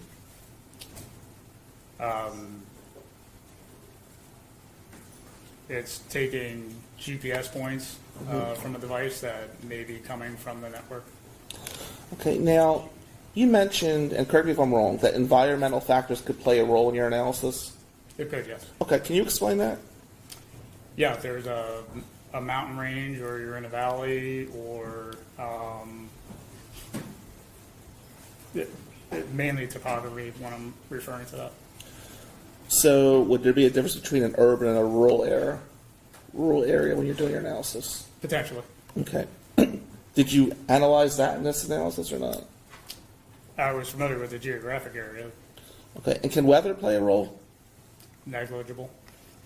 Do you know what the weather was on November 25th and 26th, 2010, Morenci? As I recall, actually, no, I can't say precisely what it was. Now, are there time lags in the analysis? Is there like a percentage of error we should expect or not? Is there what? A time lag in the analysis? Like, could it say 403 but really be 406? Because you mentioned there's a difference between this and GPS coordinates, correct? Yes. Okay. As far as the timing, because people made a big issue about 4:29 a.m., 5 a.m. Is that exact time, or could there be a percentage of error? That's the exact time. That's what's So recorded. there is no percentage of error in this analysis whatsoever? That's what's recorded by the cell phone company on their network. Okay. Now, at 5:04 a.m., looking up there, actually, if we look at number 3, approximately 5 a.m., was located 2.3 miles from a Verizon cell site. Is that accurate? Yes. Okay, and what city would that be, do you know? If you don't, it's okay, sir. I don't, it's not labeled on the map, and I don't Okay. recall. Now, we talked a lot about 30 miles per hour. That was just a hypothetical, correct? Correct. Do we know what the speed limit was in this area? I don't know that it was relevant. Well, would the speed affect the analysis whatsoever? It was accounted for in the analysis. Okay. Do you know what the speed limit was? I don't. Okay. It probably varied from the different roads. Now, if a cell phone dies or somebody shuts it off, is there any way to tell during that dead period where the phone is? Or is that going to kill the analysis during that time frame? It's disconnected from the network, so there's no communication between the devices. And there's no technology that would help us with that? No. Okay. Let me ask you this with your cell phone expertise. If text messages are deleted, can they be brought back to life? In a forensic examination of the device, it's potential. Okay. Well, when you say potential, and let me be clear, I don't know if I'm going too far with what his analysis was, but as a cell phone expert, that's why I was asking that question. So when you say it could be brought back to life, is there a process you played a role in at all that would do that? Well, I want to clarify, there's a difference between the cell site analysis and the forensic analysis of the actual physical device. Okay, please explain. So what I'm talking about is the cell site analysis. I didn't have any part in the forensic analysis of any devices. Okay. Do you know during the investigation if actual text messages were recovered and reviewed? I don't know. Okay. Nothing further. Thank you.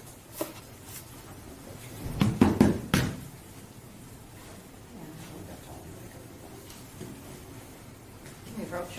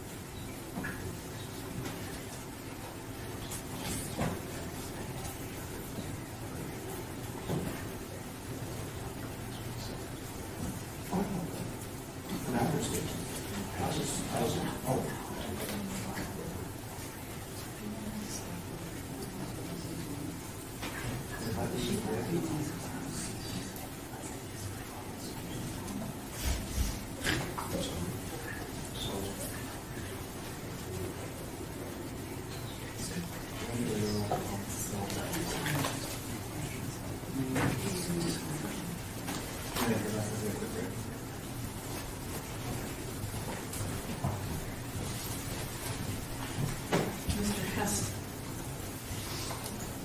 as you might tell from my new font, I'm a bit on the elderly side, and even though yours is about the same, I think I've got it by a few.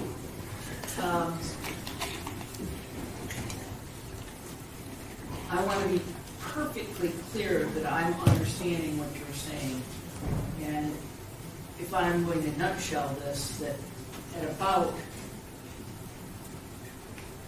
when we start this at 4:13 in the morning, the phone that we're talking about that belongs to John, that number is assigned to him, yes? Correct. Travels approximately 19 and a half miles and gets connected up with a second cell and a third cell tower. Correct? That's somewhere around Lazy River Campground. If I can make a distinction, the distance is from the tower to the campground. Right. That's just to give a geographic span. The actual travel of the device distance, that I don't have. But it would, what we are saying is that that phone that's assigned to him, or that number in the instrument assigned to that phone number, would have been at this location somewhere between 485 and 480 tower for about 2 hours. No, I can't say that it would be there for about 2 hours because we have a period of time where there is no activity. Okay. So I can't account for where the device went. If it's, After it got that far. right, so if it drives out a distance, stops for a minute, stops for 20 minutes in that window, and then does some other driving around, I don't have any data to use to be able to account for that. But we do know that from that point, which was the last series of points we have, were the 485 and 480, right? The pinging off those towers, that he doesn't reappear until 2 hours later. Correct. So there's about 2 hours and some change that he's out there doing something we just don't know what. Right, unaccounted for, and no question in my mind that the device did move, and it moved a considerable distance away, and if the device were to remain at Congress, it would not communicate with towers 19 and a half miles away. Gotcha. Because it would pick the closest, strongest connection. Correct, and Which is why the question about, or the example about the being in the city of New York and having a skyscraper in front of you, it may go down the road to another tower because it's a clear shot. right, and Morenci doesn't have any skyscrapers, and there's a tower 0.8 miles from where the device accesses. Gotcha. All right. Anybody have questions based on the court's inquiry? I'm good. I have none, Judge, thank you. Just a handful of questions. So when you gave the example about the podium being a Verizon tower and picking up Verizon Signal. thank you. Does that only work? So I know there's Verizon, Sprint, there's multiple different phone companies. So tell me how that works with towers versus the different phone companies. So each phone company is assigned their range of frequencies. So your phone is tuned to the frequency for your cell phone provider. So probably not a technical term, but your phone's not riding around willy-nilly connecting to T-Mobile, then Verizon, then Sprint, AT&T at any given point in time. If you get out of a coverage area for your cell phone provider, you may roam on another network, but that's through a roaming agreement. Again, it's going to be very defined, and Verizon being the size of a company that it is, that circumstance would be extremely rare to roam on a different network. I just want to clarify some things on the pictures themselves. So do you see the red phone-shaped items on the maps? Yes. Okay, and what would that be indicative of? That's the icon to depict the tower.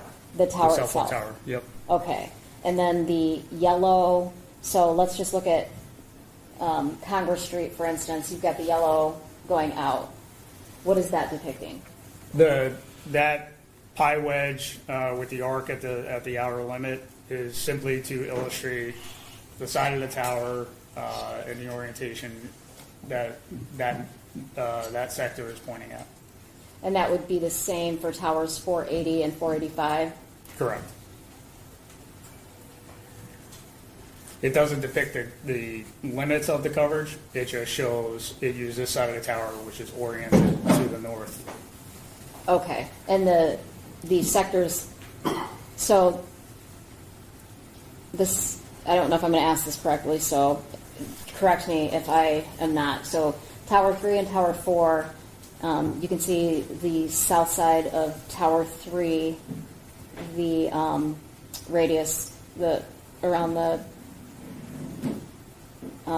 that sector, And then 485, the north side, you'll see that radius on that sector. Is it common for those towers to have sectors that intersect with each other? There would be some overlap, yes. Because, again, it's radio frequency, so you have to account for some overlap so that there's not a gap in coverage. Okay. So that just helps with the continuity in the network. And in fact, going back to the Defense Counsel's question earlier about triangulation, if I saw repeated calls coming off of, let's say, 3 different towers in that area, and I hit the northeast side of one tower, the southwest side of another tower, and the northwest side of another tower, and I'm bouncing between those towers from call to call to call, that triangulation would tell me that I'm in a tighter area where it would tell me where that device is more precisely in that area, because I'm feeding information, or I'm getting information off of all 3 sectors that would overlap one another to an extent. So in order for me to be able to use all 3 of those resources, I'm likely right in the overlap. Okay. What happens if I make a phone call and I'm in the area of tower 480 and that tower picks up my signal, but I'm traveling? Tell me what happens with that connection. So just the nature of mobile devices and the network, once you enter in, the network takes over and it starts managing the traffic of the call activity on its network. So they may move, the network itself may move you to a different tower just to be able to handle that traffic. But the initial connection point, the initial entry into the network, you have to be in the footprint of that tower that gets generated on the record. So if you think of, if you have a reservation at a restaurant, you walk up and you have now gained access to the restaurant.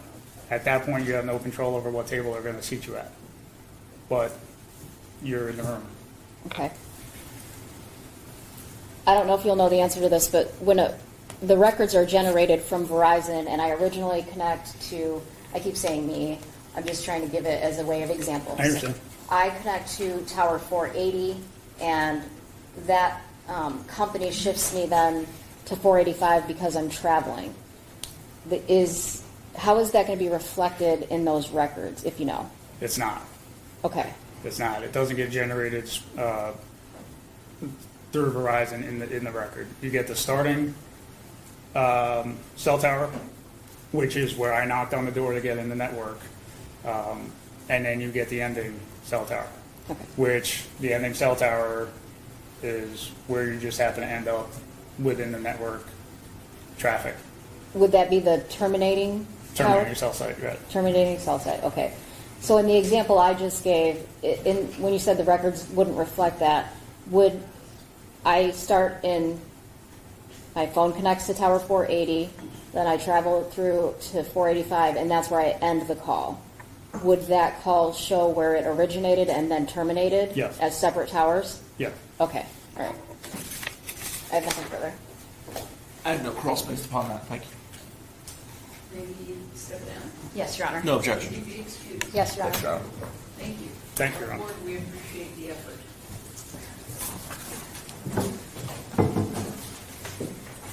You may call your next witness. Your Honor, our next witness will be via Zoom. We need a few minutes, and I believe Mr. Amadeo needs a brief recess.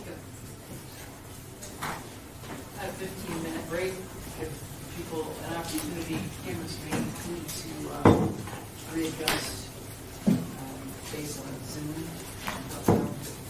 And Judge, hey, we have like a 2-minute meeting in chambers real quick as well. Yes. Thank you. Got it. Thanks. All right, please.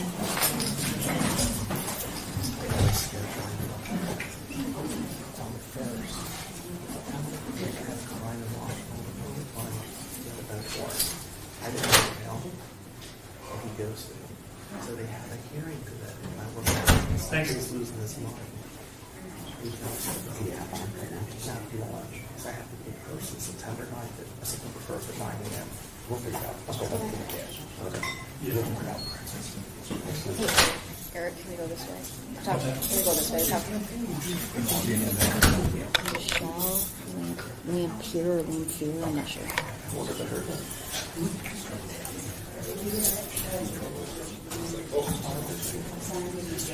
Okay. Wait.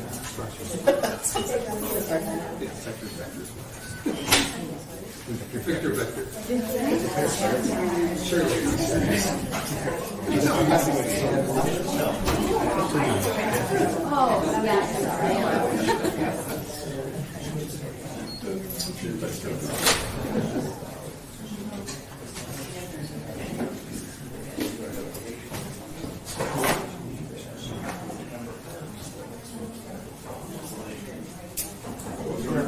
Mr. Amadeo, remember? Yes. Right. Do you want me to call Washington? Me, Lisa? Ann, Okay. Ann Weldon. Okay. Thank you. Let me know. All right, thanks.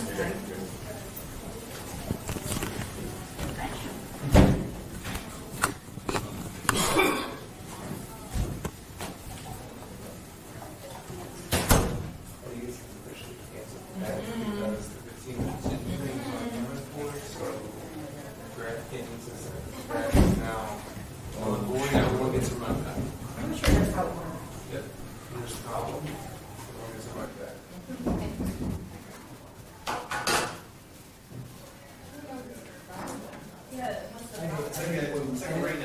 I had it when my bookie changes the rules and cases my events. This is a. It's illegal. Check the terms and conditions of that stuff, everybody. T's and C's, doesn't matter. Read the fine print.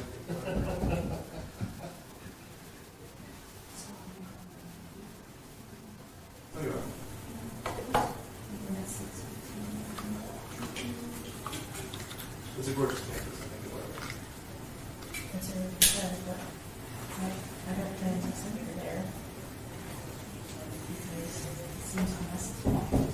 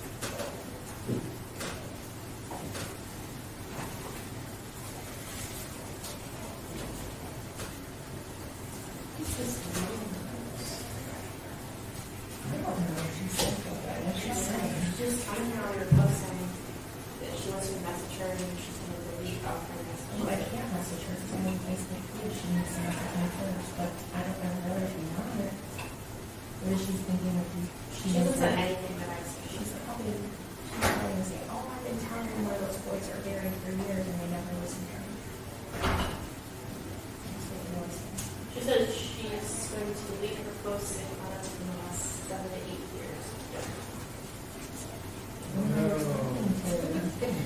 Please, no.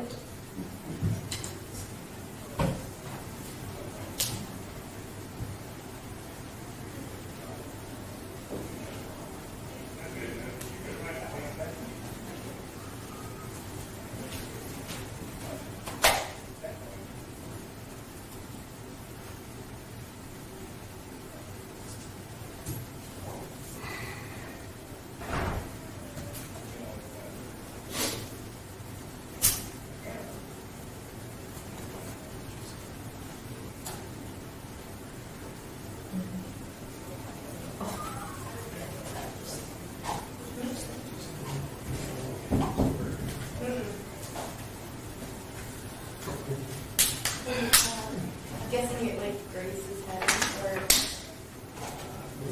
this is This is the stabbing. yeah. Is that the stabbing? Yes. Okay, I was going to say, because I thought it was a woman that got stabbed, Yeah, wasn't it? no.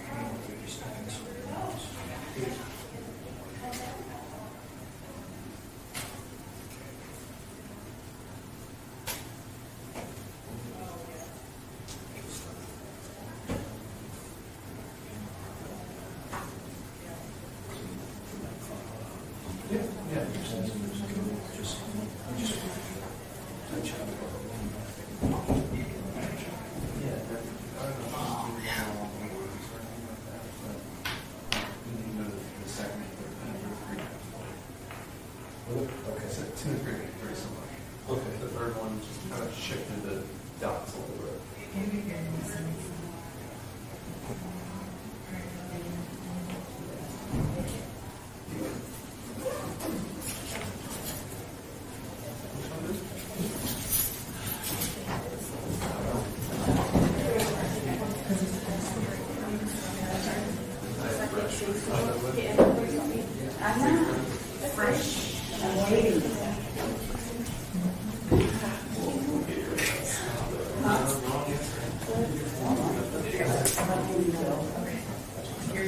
Yes, I got him off. Did you know? No, no.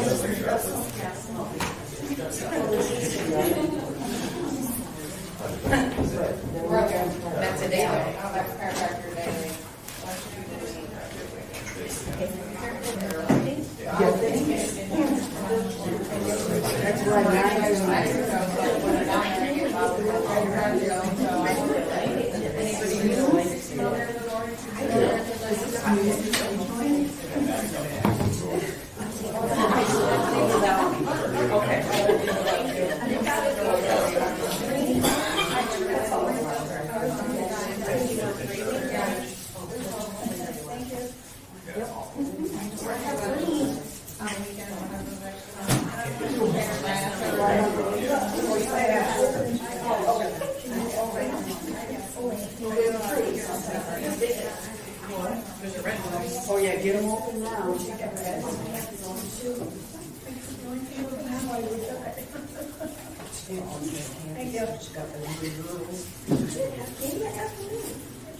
So there. Guilty.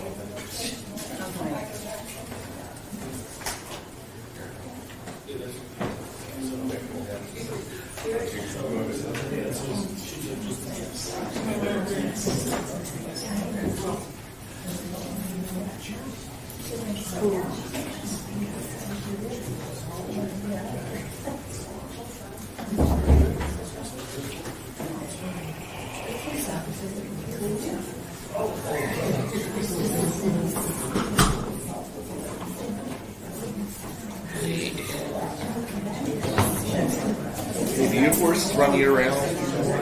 They run year round, of course. Well, you're healthy. I had one race yesterday for the very first time, came in fourth, did okay. Do you get any money for fourth? Yeah. Okay. Yeah, the first five. Yeah, yeah. Where's he at? Where'd you race? That one raced down by Defiance. It was a fair. Show race at Indianapolis or Columbus next week. You always use the same jockeys? You have a team? They rarely use the same one. Really? I mean, big races.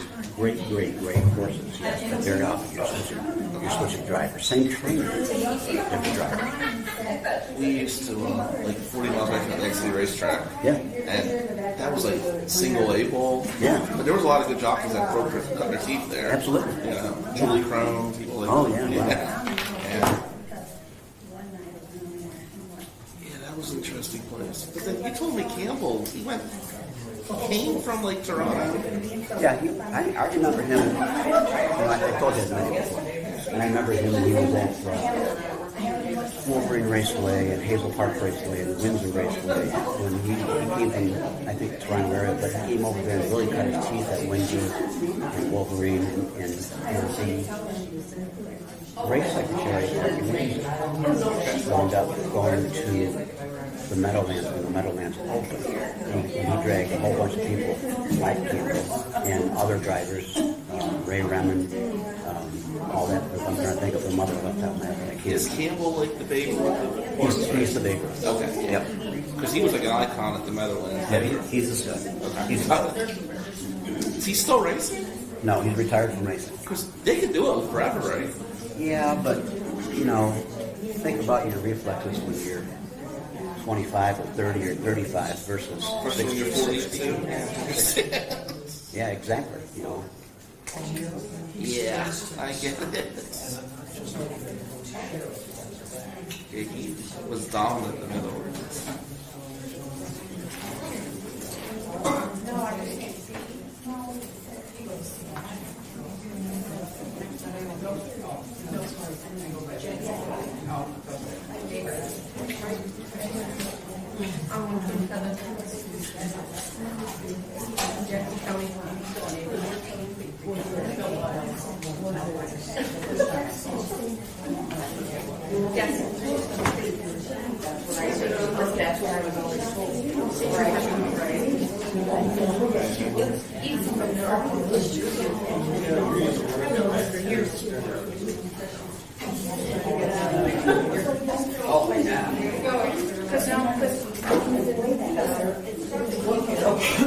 They were neighbors. They were having her birthday.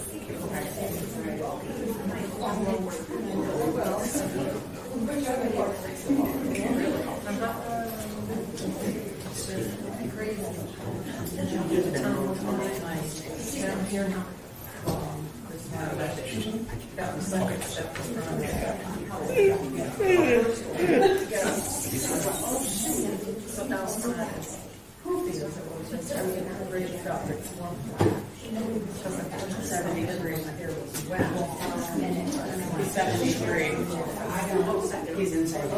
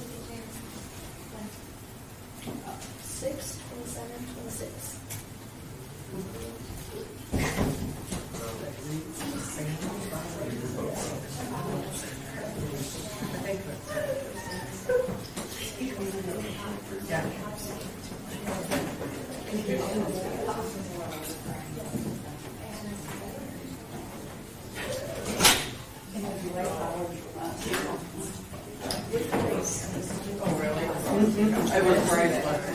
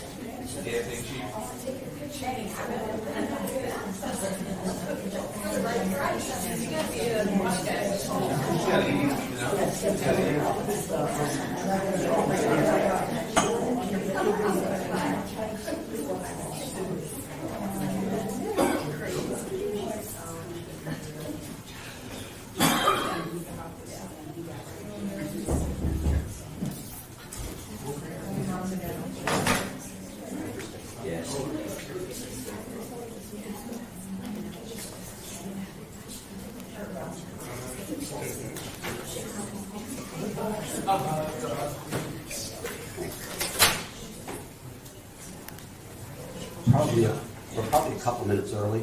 She's on. She's on? Okay. And perfect.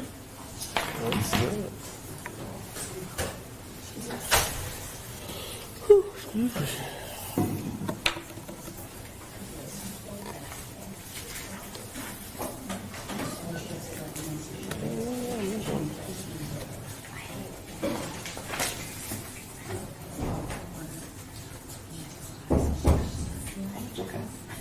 Man, I think it makes people realize what's talking about. You know, all the time we're talking about clients, especially if they figure out what the water date is. All the time.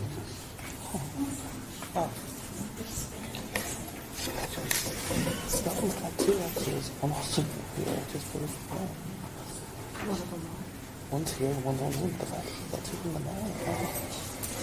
That's fucking nice. Just you never know.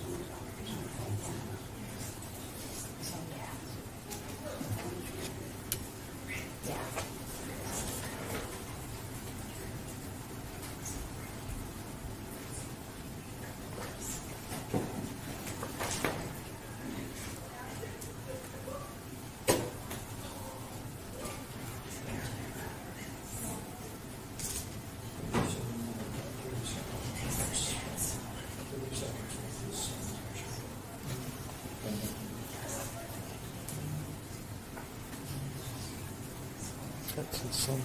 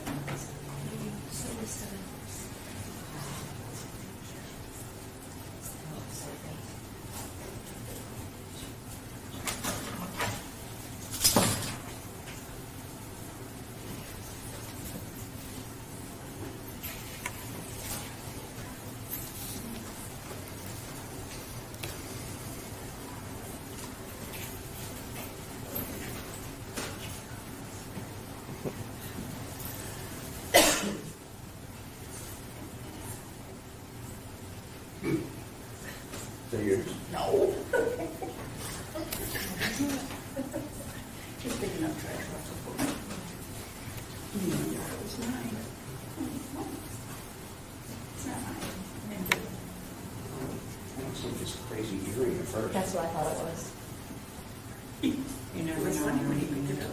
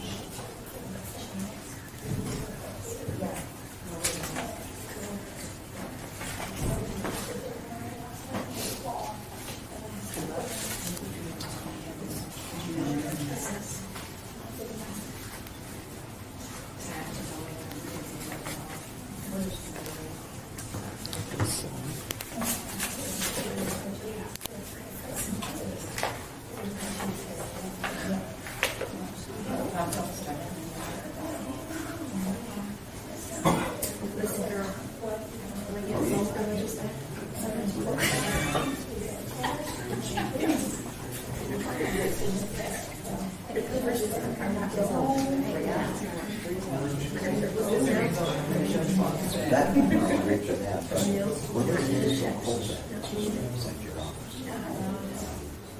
One right now.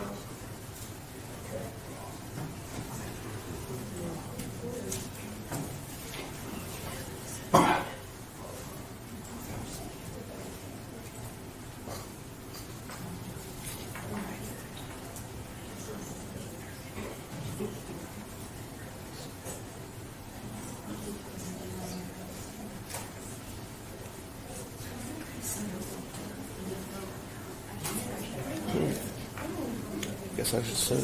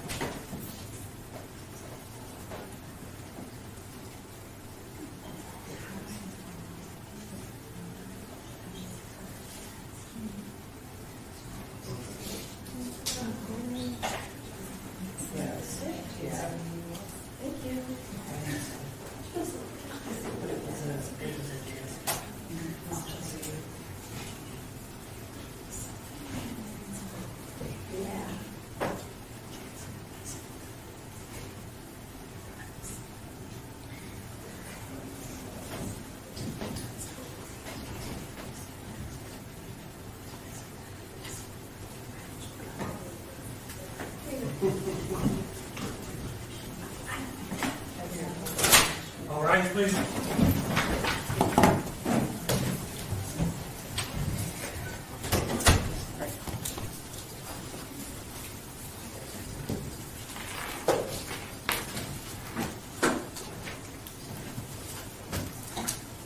Please be seated.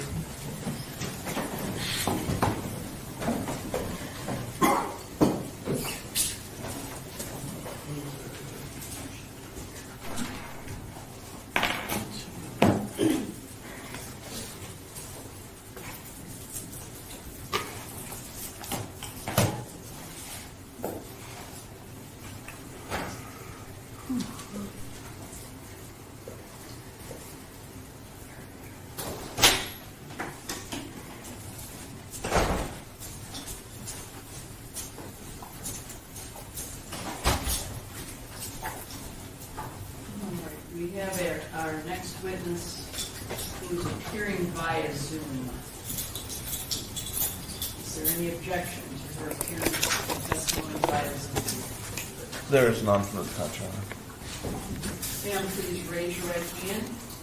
Do you solemnly swear to tell the truth, the whole truth, and nothing but the truth, so help you God? I do. Ma'am, please give me your full name and spell both for the purposes of the record. My name is Michelle Lampier, Michelle. Lampier, Lamphere.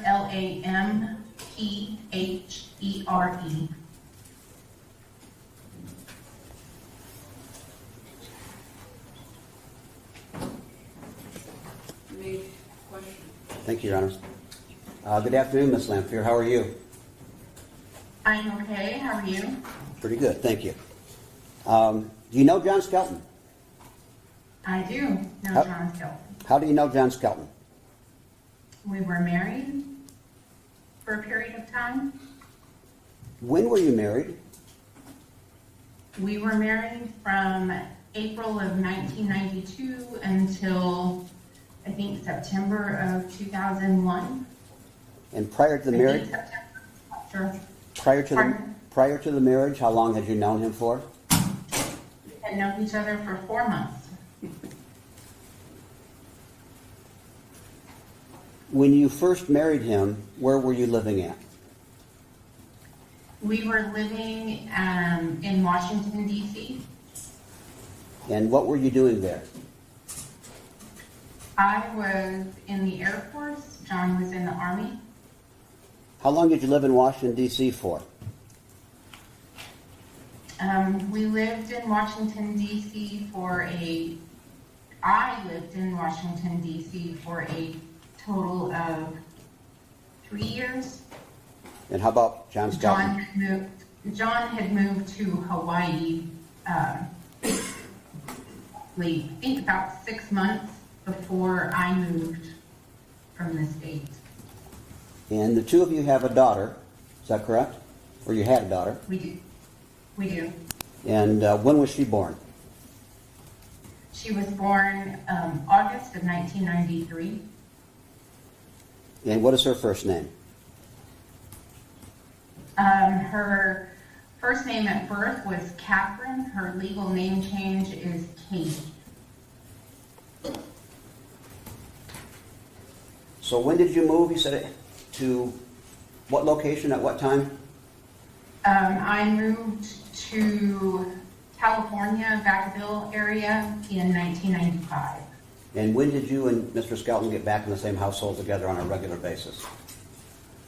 It would have probably been, I'm really not entirely sure. I think probably the end of 1995 or kind of early in 1996. And where would that have been at? In Vacaville, California. At this time, what is your employment? I was still in the Air Force. And how about Mr. Skelton? When I first moved to California, he was still in the Army, and then he got out of the Army and moved to California. To be with you and Katie? Yes. All right. And how long were you at that location for? We were there for almost 2 years, from 95 to 97. Where did you go next? Then we moved to Alaska. And why did you go there? Opportunity.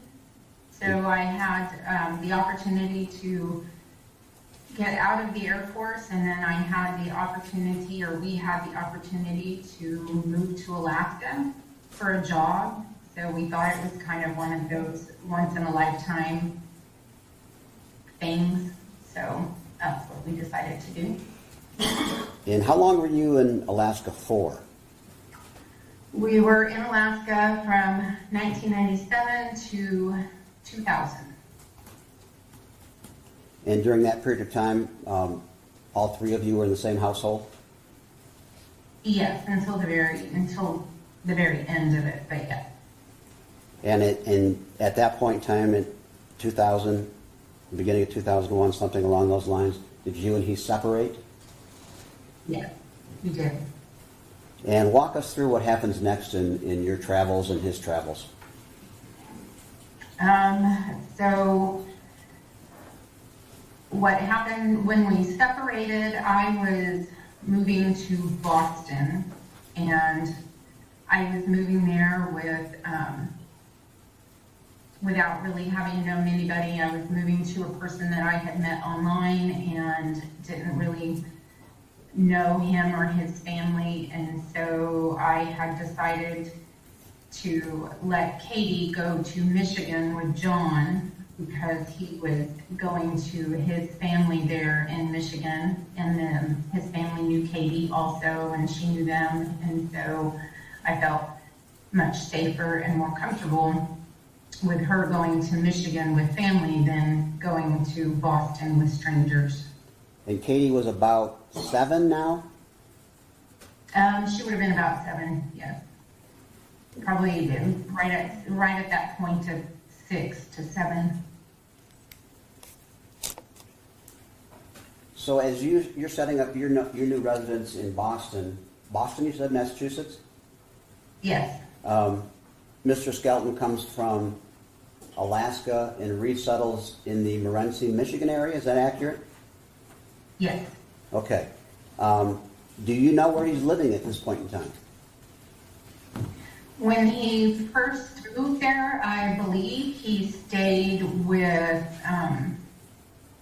like when he first moved there, if I recall correctly, and it's been a long time, but I believe he stayed with his family. I would guess his Uncle Richard and Aunt Charlie.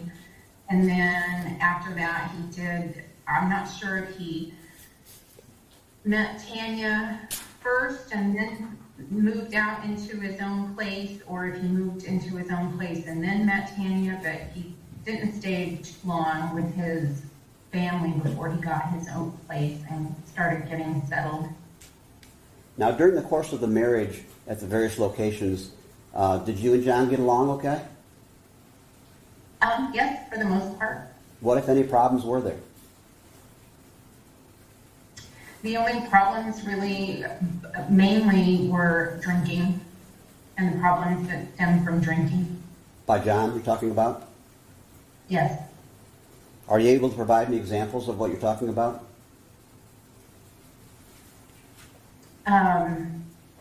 You mean like the extent of drinking, or what do you mean by examples? What exactly are you wanting? Problems that arose due to his drinking. Well, before we got married, my mother actually met him while he was in the psych ward at Walter Reed Army Medical Center because he had overdosed on alcohol during his bachelor party and had to be admitted to the hospital via ambulance. And then he spent a week as an inpatient. At that time? I'm sorry, you cut out. At that time, a week? Yes. Okay. And how long after? So, Go ahead, finish up. I was just going to say, and so then he was, I think from that, the Army had put him on kind of a rehab program. What was the next incident after that that you're remembering about his alcohol issues? There was another incident where he had been extremely intoxicated playing racquetball at an apartment complex that we lived in, and he ended up having to go to the emergency room after getting hit by one of the balls in the eye, and his eye got extremely swollen, but he was extremely drunk at that point, and before we took him, he would get sometimes kind of angry or upset when he was highly intoxicated. And so he had kicked out the trellis of the balcony of the apartment on that occasion before we took him to the ER because of the racquetball. Roughly how long after the week or so he spent in rehab did that occur? That would have been several months after that, because that was in our first apartment that we lived in. Okay, was there another incident that occurred subsequent to that? There was an incident, probably the biggest incident was when we were living still at Andrews Air Force Base in Maryland, and that was where he had been extremely intoxicated at a party, and that ended up with his arrest because he had brought out a loaded shotgun, and the partygoers or the people at the party, I had felt extremely threatened. He came and got it. Well, I had already left the party when he came and got it and took the gun back to the party, and cops were called for that, and he was arrested for that and then permanently banned from Andrews Air Force Base. How did he get a hold of this shotgun? It was his. It belonged to him. Where was it at? It was in our closet. Like in a bedroom? In our bedroom closet, the master bedroom closet. And did you see this happen? I didn't. So I was in bed asleep, and John had the people who were hosting the party a couple doors down from us had brought him home because he was, had drank and was kind of belligerent. So they brought him home.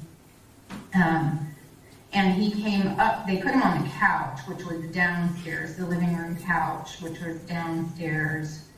And then they brought him, and then he came upstairs and just kind of leaned in the bed and said something to me, and then I could feel him push himself back off the bed, and I don't know what instinct it was, but I instantly got up out of the bed and flipped on the light, and I saw him reaching into the closet, and so I knew exactly what was in the closet, so I put the light back off, ran down the hall and grabbed Katie out of her crib, and then ran back to the neighbors, asking, kind of yelling for them to call the police. So I didn't actually see him physically grab the gun. I saw him physically grabbing into the closet, and the result was he came out with a gun. And that was a situation where he was subsequently arrested? Yes. Okay. What happens next in this type of intoxication-related incidents? Was there another one? That was probably the biggest one. There were several, when we lived in Alaska, I know we had gone to the neighbors and they had asked me not to bring him to other parties again because of his drinking. I know he would drink and drive occasionally, or sometimes drink and drive, and he had knocked out like the neighbors' mailboxes while driving intoxicated one time. One time he was driving back from Walter Reed to Andrews Air Force Base, and he told me, and I did not witness this, but he had told me he was pretending to be a cop and pulling people over, like by flashing his lights on the highway. Did a situation occur at one point in time that involved some sort of a pipe wrench or a wrench of some nature? Oh, so I guess let me back up. The incident with the truck was actually our second apartment. Our very first apartment, yes, that was shortly after we got married. He had found a very large pipe wrench when he was walking home from work or from the club at work, and that particular instant he would get kind of belligerent when he drinks. He gets kind of angry or upset. And so this particular incident with this pipe wrench, and it was one of those very big pipe wrenches. And he was, I don't know if he was threatening me or he was just behaving threatening, but he put a hole in the wall next to my head with the pipe wrench, and then sat there for the next hour and a half telling me about this pipe wrench. And I just had to sit there and listen because there was already a hole in the wall next to my head and I was afraid to move. How big a pipe wrench are we talking about? Can you describe the length or size of it? It was probably, it was one of the big pipe wrenches. It was probably at least a good 2 feet. 2 feet long? Mm-hmm. I know you're on Zoom, but you're trying to show something about 2 feet long? Oh, sorry. Yes, probably about 2 feet long. And I would say the wrench part of it was probably at least, I was 19 years old. I didn't know what measurements were, but probably a good 6 inches or so. And at some point... So there were just numerous incidents like that. Those were just kind of some of the examples. And John did not drink all the time. He was not a daily drinker, but when he did drink, he didn't stop drinking. Until what? Until he passed out. Was there some incident involving a dog as well? Yes.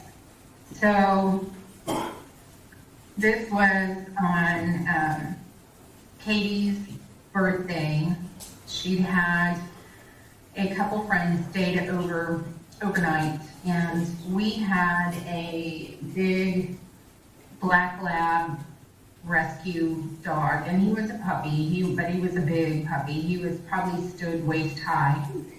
And so the day after Katie's little birthday party, John was going to take her friends home, and when we had opened the door, the dog and I went out onto the porch. This was when we lived in Alaska.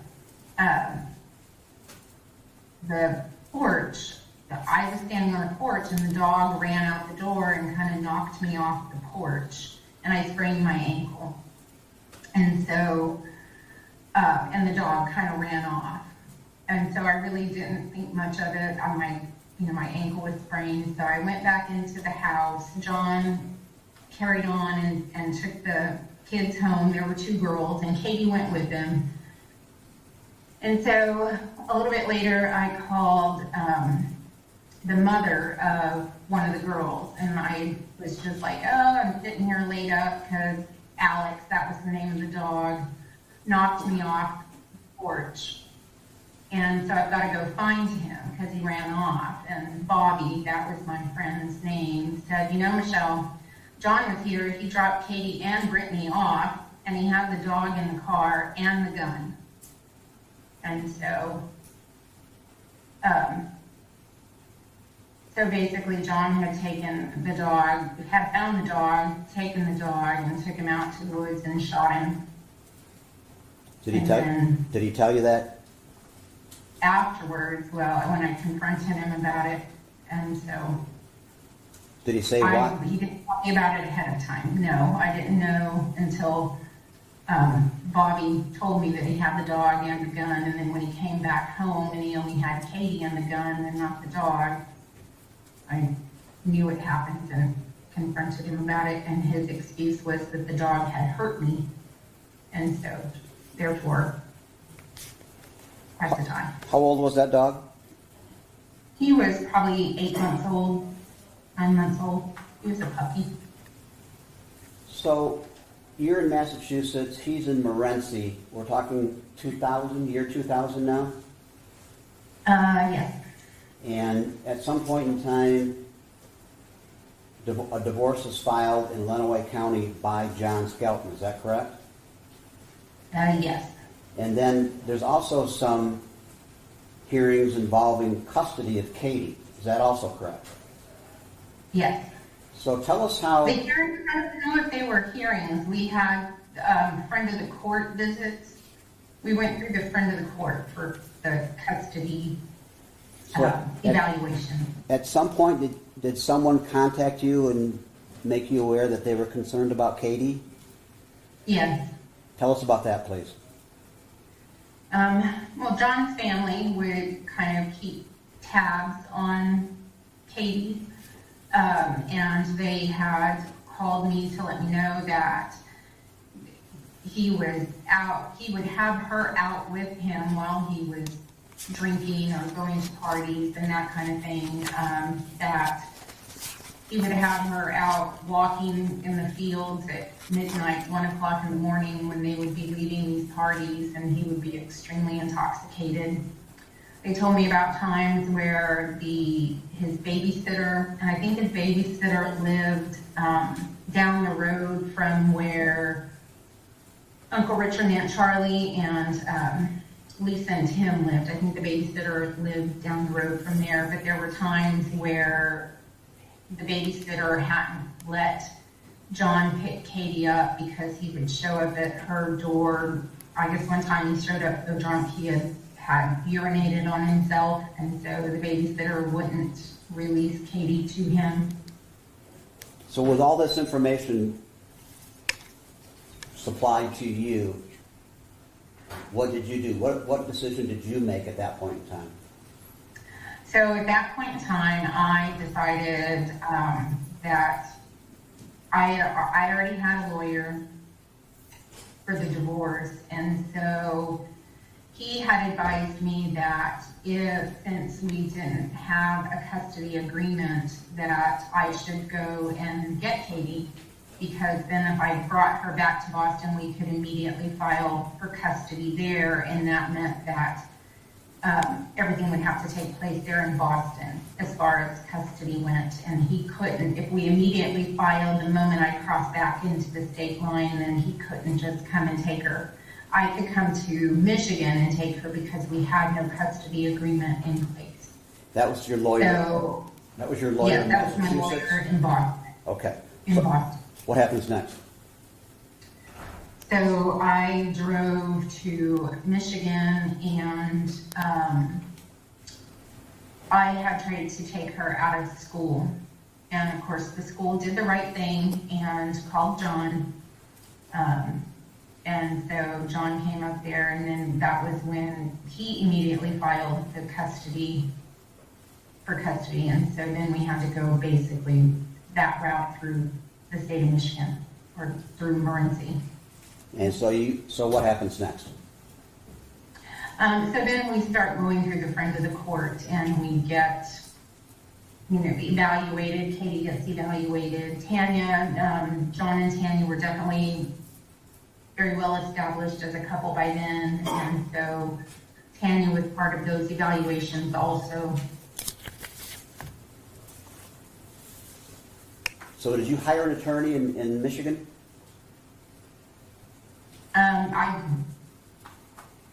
do not recall. I believe I only had the attorney in Massachusetts who was representing.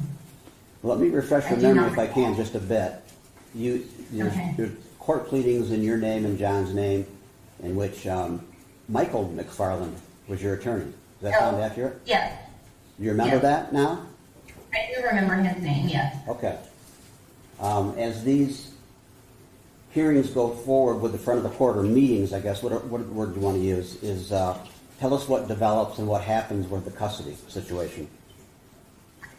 So we did our evaluations. At one point, John and I had conversations specifically regarding Tanya, because Tanya had had her own history. And so, John wanted me to assure me that Tanya was not a threat to Katie. He didn't want that playing a part in my comfort with Katie being there, and it really didn't play a part in my discomfort. I've never really held anything against Tanya. So I'm not sure how their evaluations went. I know how my own evaluations went, and at one point, my lawyer called me and had said, it does not matter to me how you get here, whether you walk, crawl, get on a plane, get on a bus, whatever, but you need to get here immediately and pick up your daughter. And so I guess, I don't know what the friend of the court evaluations were. I do know that after that, initially John was given, I believe, supervised visits with Katie. So he had to have his Aunt Lisa present when he was visiting with Katie. Eventually, everything got worked out through the courts, and it was unsupervised visits, just regular custody visits. But that was the initial evaluation from the friend of the court. So when you were going through this process, as it was developing with the custody discussions, meetings at the front of the court's office, what was John saying about Tanya? He supported her, and he was saying, that it was just a mistake that she had made. She had been going through her own very rough time, emotionally rough time, and she made just a genuine error in judgment. He had sent me her evaluation that was done. I guess, I don't know if it was by her own therapist or the court-appointed therapist. I'm not really sure, but, he had sent me that so that I could look over that to see the professional's opinion about Tanya and how they didn't feel like she was a threat. And so I want to say Tanya was actually pregnant at the time that all of this was going on, like very early in her first pregnancy with John. Okay, so you were kind enough to provide us with a document that John gave to you from the Samaritan Counseling Center regarding Tanya, then Tanya Derby, is that correct? Yes. So that would be what I'm talking about, is that evaluation that, And that was given to you by who? by John. And the point of him giving that to you, he indicated, was to what? In support of Tanya, to just prove or show that she was, not a threat to kids, that she wasn't an actual child predator or child molester. She had made a mistake and moved on. Okay, hold on just a minute, Ms. Lempier. Your Honor, Exhibit 57, which has already been admitted into evidence by stipulation. Yeah. I'm gonna approach the court, if it's okay, and give this to you so you can review this while this is going on.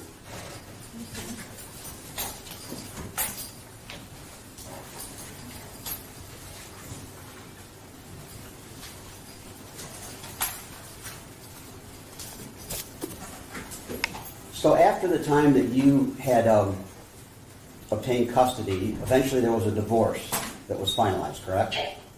And Yeah. you and Mr. Skelton were no longer married, and you had physical custody of Katie.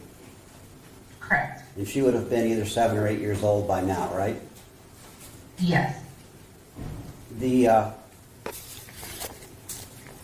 divorce judgment would have allowed Mr. Skelton parenting time, Yes. and by this point in time, you were back living in Massachusetts with Katie, is that correct? Yes, that's correct. How did the visitation or parenting time go with Mr. Skelton and Katie? She did go out to go visit him occasionally. There probably was not a ton of parenting time. It was difficult for Katie to get to him. He had his new family started, and so I know that there were some financial issues going on at the time. Both of us had ended up filing for bankruptcy due to our marital debt, and so but she did go visit him, and through the course of the years, she did, meet her brothers, and she did go visit him. There wasn't a whole lot as time went on. I mean, John was pretty upset for losing custody, and Did he ever make any statements to you about his position as being potentially a part-time father? yes, John was not at all, that he had said numerous times that he would never be a part-time father. And as time went on with Katie, did his activity, his participation in her life gradually, slowly get less and less? Yes. And did he blame someone for that? John had a very maybe volatile relationship with his father. His father was in the Navy and was gone for a huge portion of John's life. And then when his father was there, he was not overly affectionate. And so that really had an impact on John's view of being a father. And that's where he didn't want his kids to have that same kind of relationship with him that he had had with his father. That's why he had said he would never be a part-time father. Because his was, and it wasn't a good relationship. This is all information that John said to you? Yes. So as he became more and more of a part-time father with Katie, what did John say anything at all to you about that? We had a discussion about it one time, and his response was that, Katie could, it didn't have to be him making all the effort. Katie could certainly pick up the phone and make the effort herself. She was a kid. She was, 7, 8, 9 years old, and I wasn't, because I wasn't exactly enamored with John and his parenting. I didn't push Katie to continuously pursue a relationship. I felt like that was something that should be more of John's responsibility. I didn't discourage her. I never told her not to call her dad or whatever. But I didn't make a huge effort to make sure that she did either. And John, that was his thing. Well, Katie could certainly pick up the phone and call me. It doesn't have to be me. Did John call very often? No. How often did he call, if you recall? I don't really recall, but I would say, probably once every few months.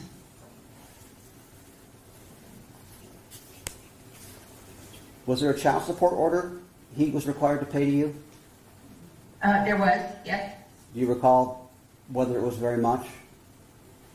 I want to say it was around, I think it was $73 a week, I think. Did he pay that regularly to you? He did for a bit, and then something happened with his employment. I think he lost employment. He had an incident when he was a truck driver. He had an incident, and I'm not sure if it was a drinking and driving incident, but he had lost his employment, and I didn't get child support then. When he did have local employment, his family would let me know where he was working, and so I could contact the employers and they could garnish his paychecks. I did, for one period of time, forgive the child support debt, and so then I still didn't get it on any sort of regular basis, and they asked me again if I would forgive it, and at that point I was like, well, no, you do have a child, whether or not you want to acknowledge you have a child, you can still pay for the child you have. So someone reached out to you to see if you would forgive child support that John owed to you for Katie's support? Yes. Do you know who reached out to you? Well, it would have been John. Would Tanya have ever reached out and had a discussion with you about that? Potentially, but I don't recall that she did. Tanya and I didn't really have a lot of conversations. So when custody was awarded to you following those front of the court meetings, do you know whether or not at that time if Tanya was pregnant with Andrew? I believe she was. I'm pretty sure that one of the first times I met Tanya was there going to those, either when I came and tried to take Katie or when we went to the front of the court. And yes, she was already pregnant. What, if anything, do you think that played in these child support, parenting time, lessening over the years with John? I think that Katie was out of sight and out of mind, and he had other children that he needed to concentrate on. That he didn't have to be a part-time father with? Right, to be a full-time father.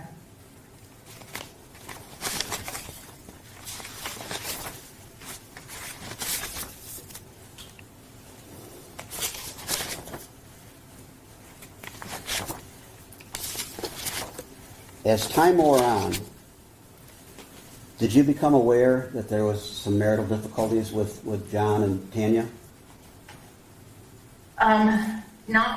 Not really. I didn't have a very close relationship with them at this point. I'm not sure. I do not recall if his sister, Lucinda, had mentioned anything to me or not, because I have kept relationships with his sister and his mother. But it wasn't really anything that I considered part of my business, and so it's not something I asked about or questioned. So did, you said you kept a relationship alive with Lucinda and John's sister and Roxanne, his mother? Yes. Did Katie? Yes. Tell us about that. How was that arranged and how did you facilitate that? Katie has always tried to stay close to, especially her grandfather and her Aunt Lou. She would go down there and visit them, spend time down there with them over some of her school breaks and that kind of thing, and they would talk periodically on the phone.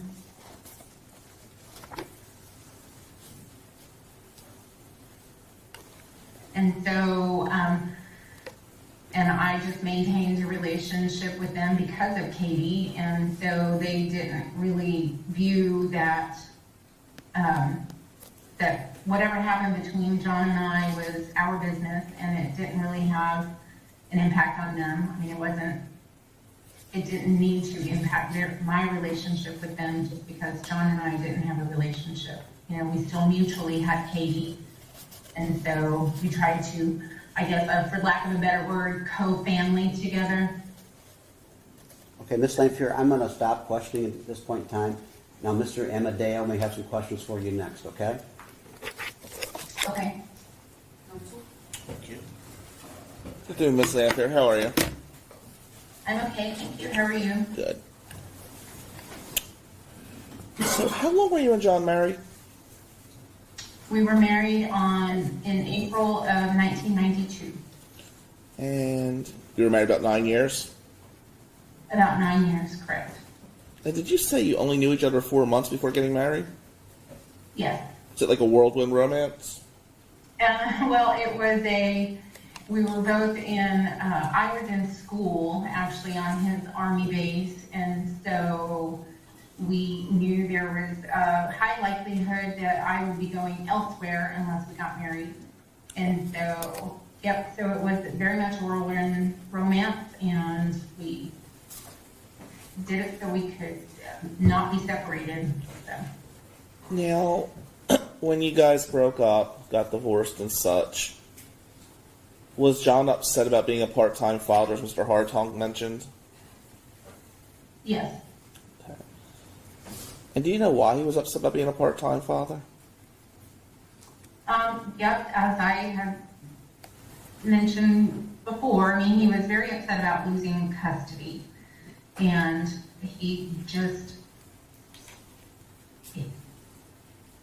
being a part-time father was something that had a kind of negative connotation for him because of his relationship with his dad, and his dad having been gone so much of his life through his Navy career. And so John took that very negatively, and they didn't have us, his father was not overly emotional type of person. He didn't, tell John all the time how much he loved him or anything like that. Never told him he loved him when he was there. And so John just was determined that he was not going to have that sort of relationship with his own kid. Did John ever try to keep Katie from you? There was one time where we were moving from one apartment to another. Katie was 4 months old, and John we were moving, and so John's mother came up to take Katie down to Florida for the week. And I did not know that he had been having conversations with his mother that she was just going to keep Katie and not bring her back because John was actually going to divorce me because I no longer liked to party and drink like he did. I had settled down too much after having Katie, and so he didn't think it was a very viable relationship for us anymore, and he was going to file for divorce and take custody of Katie. Now, you mentioned you had a relationship with Roxanne, his mother, correct? Yes. And Lucinda, his sister? Yes. How would you describe the relationship? Were you guys friends? Were you like family members? How was it during the marriage? And more importantly, how was it after the marriage? So Roxanne and I started out kind of rocky, and then we became family. And John's After Lucinda, I mean, we've always been friends or family. We got along. Anytime we saw them, we hung out together or whatever. We could have a good time. Roxanne and I were the ones that we started out a little difficult, and we had to work out on that relationship, and we did, and we became close, especially after Katie was born, because that was her grandchild, and she very much loved her grandchildren. And would you still consider them friends today? I do. I mean, it's a little more strained now because of this entire situation, but I do still have contact with them. I do still talk to them. When John's father passed away, I took Katie down there so that she could be with him, and I stayed with Lucinda and certainly visited with Roxanne. When John took Katie to Florida, was Katie harmed in any way? No. Did you ever fear John was going to harm Katie? Did I ever fear that John was going to harm Katie? Yes. No. I feared it only after she was in Michigan with him alone, and I knew about the drinking and him not taking care of her so well when he was drinking, and that's because I know how drunk he gets. Okay. You mentioned... So I have those concerns. You mentioned this racquetball incident. Can you elaborate on that, what actually happened? So I don't recall if he was playing with somebody. It was very, very late at night. I don't recall if he was playing with somebody or if he was down at the racquetball court of the apartment complex that we lived in Silver Springs. I don't recall if he was by himself or if he was playing with somebody. But the ball, and racquetballs are hit at a very high rate of speed, and they have a high impact, and this one hit him in the eye. And so he had been very inebriated that night and had gone down there because he was agitated about something, and that was why he had kicked out the trellis of the balcony. And then he went down to the racquetball courts, I guess, to blow off steam or whatever. But so when he came back, his eye looked like the racquetball had stayed under his eyelids. I mean, it was so swollen. It was just huge. So we took him to the emergency room there at Walter Reed. Now, you also mentioned a psych ward doing him being intoxicated. Can you elaborate on that? Yep. So when he had his bachelor party it was the weekend before we were getting married, and he had been drinking. It was his bachelor party, and he had gotten extremely intoxicated to the point where when they picked him up in the ambulance, and we're talking we were in the dorm rooms at Walter Reed. We were in the dorm rooms on the base, and they had to get an ambulance to come and pick him up in the dorm room and take him right there to the hospital. And he died 3 times in the ambulance on the way to the hospital from his inebriation. And so he spent a few days in recovery, but they put him in there basically for the alcohol poisoning observation. And he was there for a week. He was there until the day before our wedding. Now, you mentioned the child support hearing. Do you remember who your jurist was, who the judge was during the child support case? I do not. Okay. If I told you Margaret Nelly, would that name sound familiar at all? Well, I can tell you. Does Counsel, not. I can tell you from this document, it would have been Harvey Casella. That name sounds familiar. And Harvey Kaselka was his lawyer during the divorce, so I'm just... That's right. Yeah. That's all correct. So... And we would stipulate to that. Okay. Well, the stipulation for temporary custody is signed by Harvey A. Koselka. And we would As stipulate... the judge. And we would also stipulate to the fact that Harvey was his lawyer initially in the divorce, correct? The divorce with Candy. Tanya. With Candy, but in this matter, John R. Skelton versus Michelle Skelton, Harvey was the Jurist. jurist. You mentioned the once-in-a-lifetime job in Alaska. What was the once-in-a-lifetime job? It is, I'm a histopathology technician, and there happened to have been an opening at the Federal Indian Health Services Hospital there. And so I applied, and they actually interviewed me and offered me a job. And so it was kind of like, wow, I have the opportunity, or we have the opportunity to go to Alaska. And Was John happy about that? yes, we both were. And did you go to Alaska? Yes. How long did you guys stay in Alaska? We were there for about 3 years, from 97 to 2000. How was it in Alaska? Was everything you hoped for? It was everything we'd hoped for and more. The most gorgeous place on earth.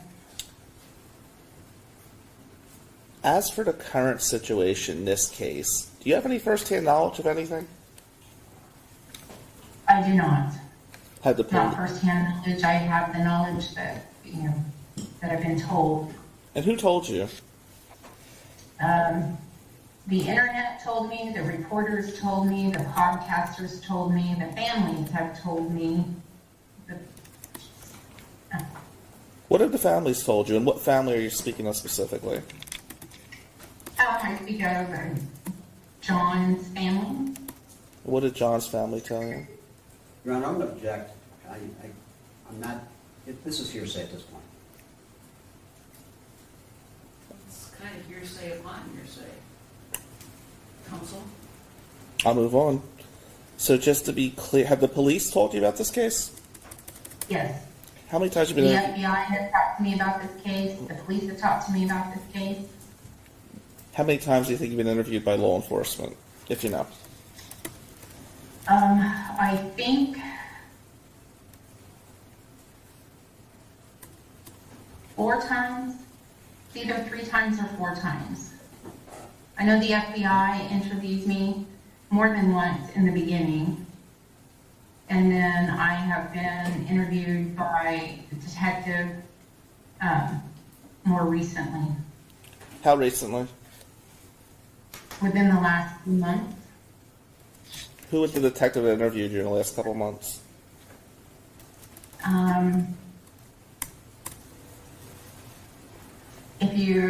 Can I look at my phone? I can probably tell you his name. I don't remember it offhand. I don't know, Judge. Would it be Mike Peterson? That sounds right. And what was the conversation, without getting into specifics, what was the topic of conversation? He asked you if you had the information? Just history, the same kinds of things that you guys are asking me here. And yes, he asked if I had any knowledge of what could have happened, that kind of thing. What did you share That with him? answer, probably, no, I don't. Did he tell you his theory on the case, or did he simply ask you what your thoughts No. were? He simply asked me my thoughts. Nothing further, thank He you. wouldn't actually talk about his side at all. So. Thank you.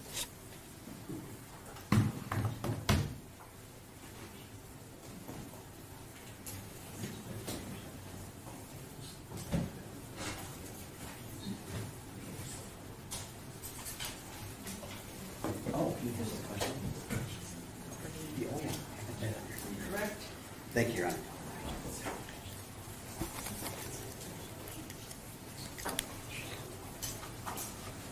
So you mentioned the situation about 4 months after you were married, or maybe 4 months after Katie was born, that John was going to divorce you because you stopped partying with him?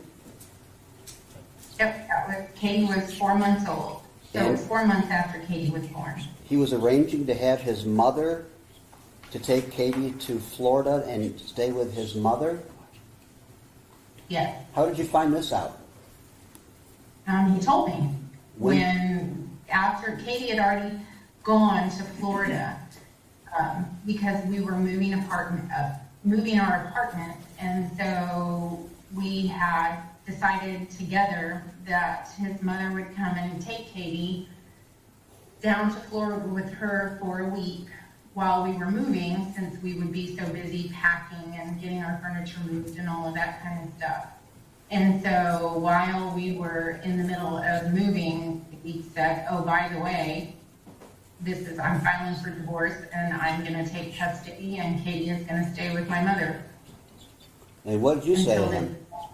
I said, please don't, and I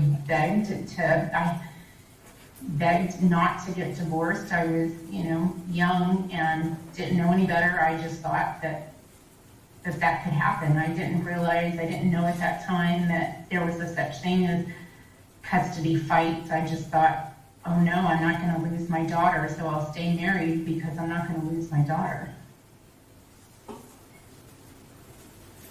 And when the divorce was filed in Michigan years later, John was the plaintiff in that case and you were the defendant, is that correct? Yes. If that's what it says on those papers that the judge has, that's what it is. Did I'm not sure. Mr. Amadeo... I mean, he filed and I didn't. Yes. Okay, then yes. Did Mr. Amadeo ask you a question along the lines whether or not you had any concern about harm to Katie by John? You recall that question? Yes. Didn't something happen in a bedroom once? There was a comment made by Katie when she was very young, and I had discussed that comment with the friend of the court. I brought that comment up to the friend of the court, but after Katie had made that comment, and it was a sexual comment, it was sexual in nature, she was very young, I had to kind of evaluate that situation to decide whether or not I thought something was going on, whether or not I thought he was doing something. And Katie was not distressed. Katie was not, her demeanor had not changed, her things like that had not changed, and so I didn't take it to authorities. I did let the friend of the court know that that was a comment that had been made, and so I feel certain that the friend of the court probably talked to her about it when she was being evaluated by them, but I was not privy to that conversation. Does Katie have a relationship with her father at this stage of life? No. Is John still her legal father? No. Can you explain that? So once Katie got older and became an adult, she asked my husband if he would legally adopt her, and so he did. Because she didn't at that point have, and had not had, a relationship with John for a very long time, and so. And if you know, what was John's reaction to that? I was told that he was very angry and very hurt and very upset, and so. Who told you that? It was probably Lucinda. It might have been his mom. I don't know if she told Katie, and then Katie told me. That's probably the most logical thing, is that his mother was extremely upset about it too. And so I think that it was probably his mother that told Katie, and then Katie told me. Did you yourself have any discussion with either Roxanne, Skelton, or Lucinda about this issue? No, and I don't recall that I did. I know we had to send a notification to John, like a legal notification to John. But I think Katie probably bore the brunt of the conversations with Lucinda and Roxanne, and I don't think Roxanne talked to her for a very long time after that. She was very upset. You told Mr. Amadeo that you weren't afraid that John would harm Katie. Do you still feel that way now? I prefer not to answer that. I have no further questions, Your Honor. Thank you. So after, when John lost parental rights to Katie, do you understand why he was hurt? Of course. Do you think anybody would have been hurt in that situation? I think that anybody could have been hurt, but I think that also have to take a look at the reason why, and do some self-reflection, and not blame the other person for your own shortcomings. And to your knowledge, even upon being hurt and learning about this, did he ever try to do anything harmful to Katie after that? No, because he was in jail. So he hasn't, to my knowledge, I think when he first went to jail, he wrote Katie a couple of times. And then to my knowledge, I don't think he's had contact with her afterwards. He's had some conversations with her when she's been down in Florida visiting her grandparents. But other than that, I don't think that there is much contact at all. Thank you. And have not been even prior to the adoption.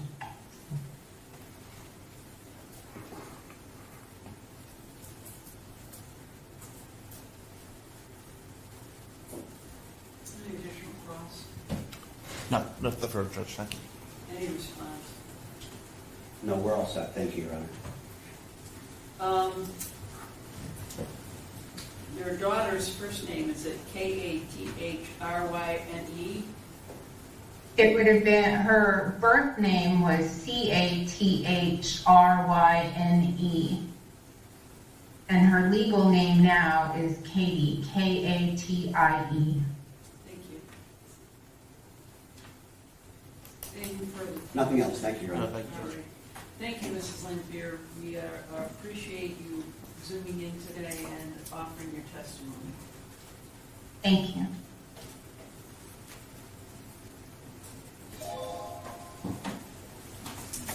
Do we have any other witnesses ready to go? Not today, Your Honor. We will resume tomorrow morning at 10:30. Judge, we're not tomorrow. Humane Society, right? That's Friday. We will be back Monday at 10:30. Okay. Wait, what, Monday morning, Is that September I'm good. 1st? September 1st? No, At Monday. 10? Monday's 31st. Monday's, Monday's 31st. Got it. Okay, well then I'll see you Monday at 10:30. that'll be good. All right, please.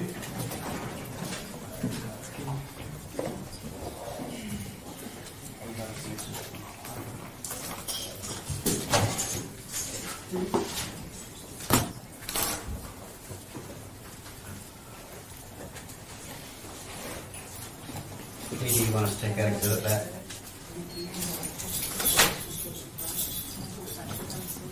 Wait. Oh,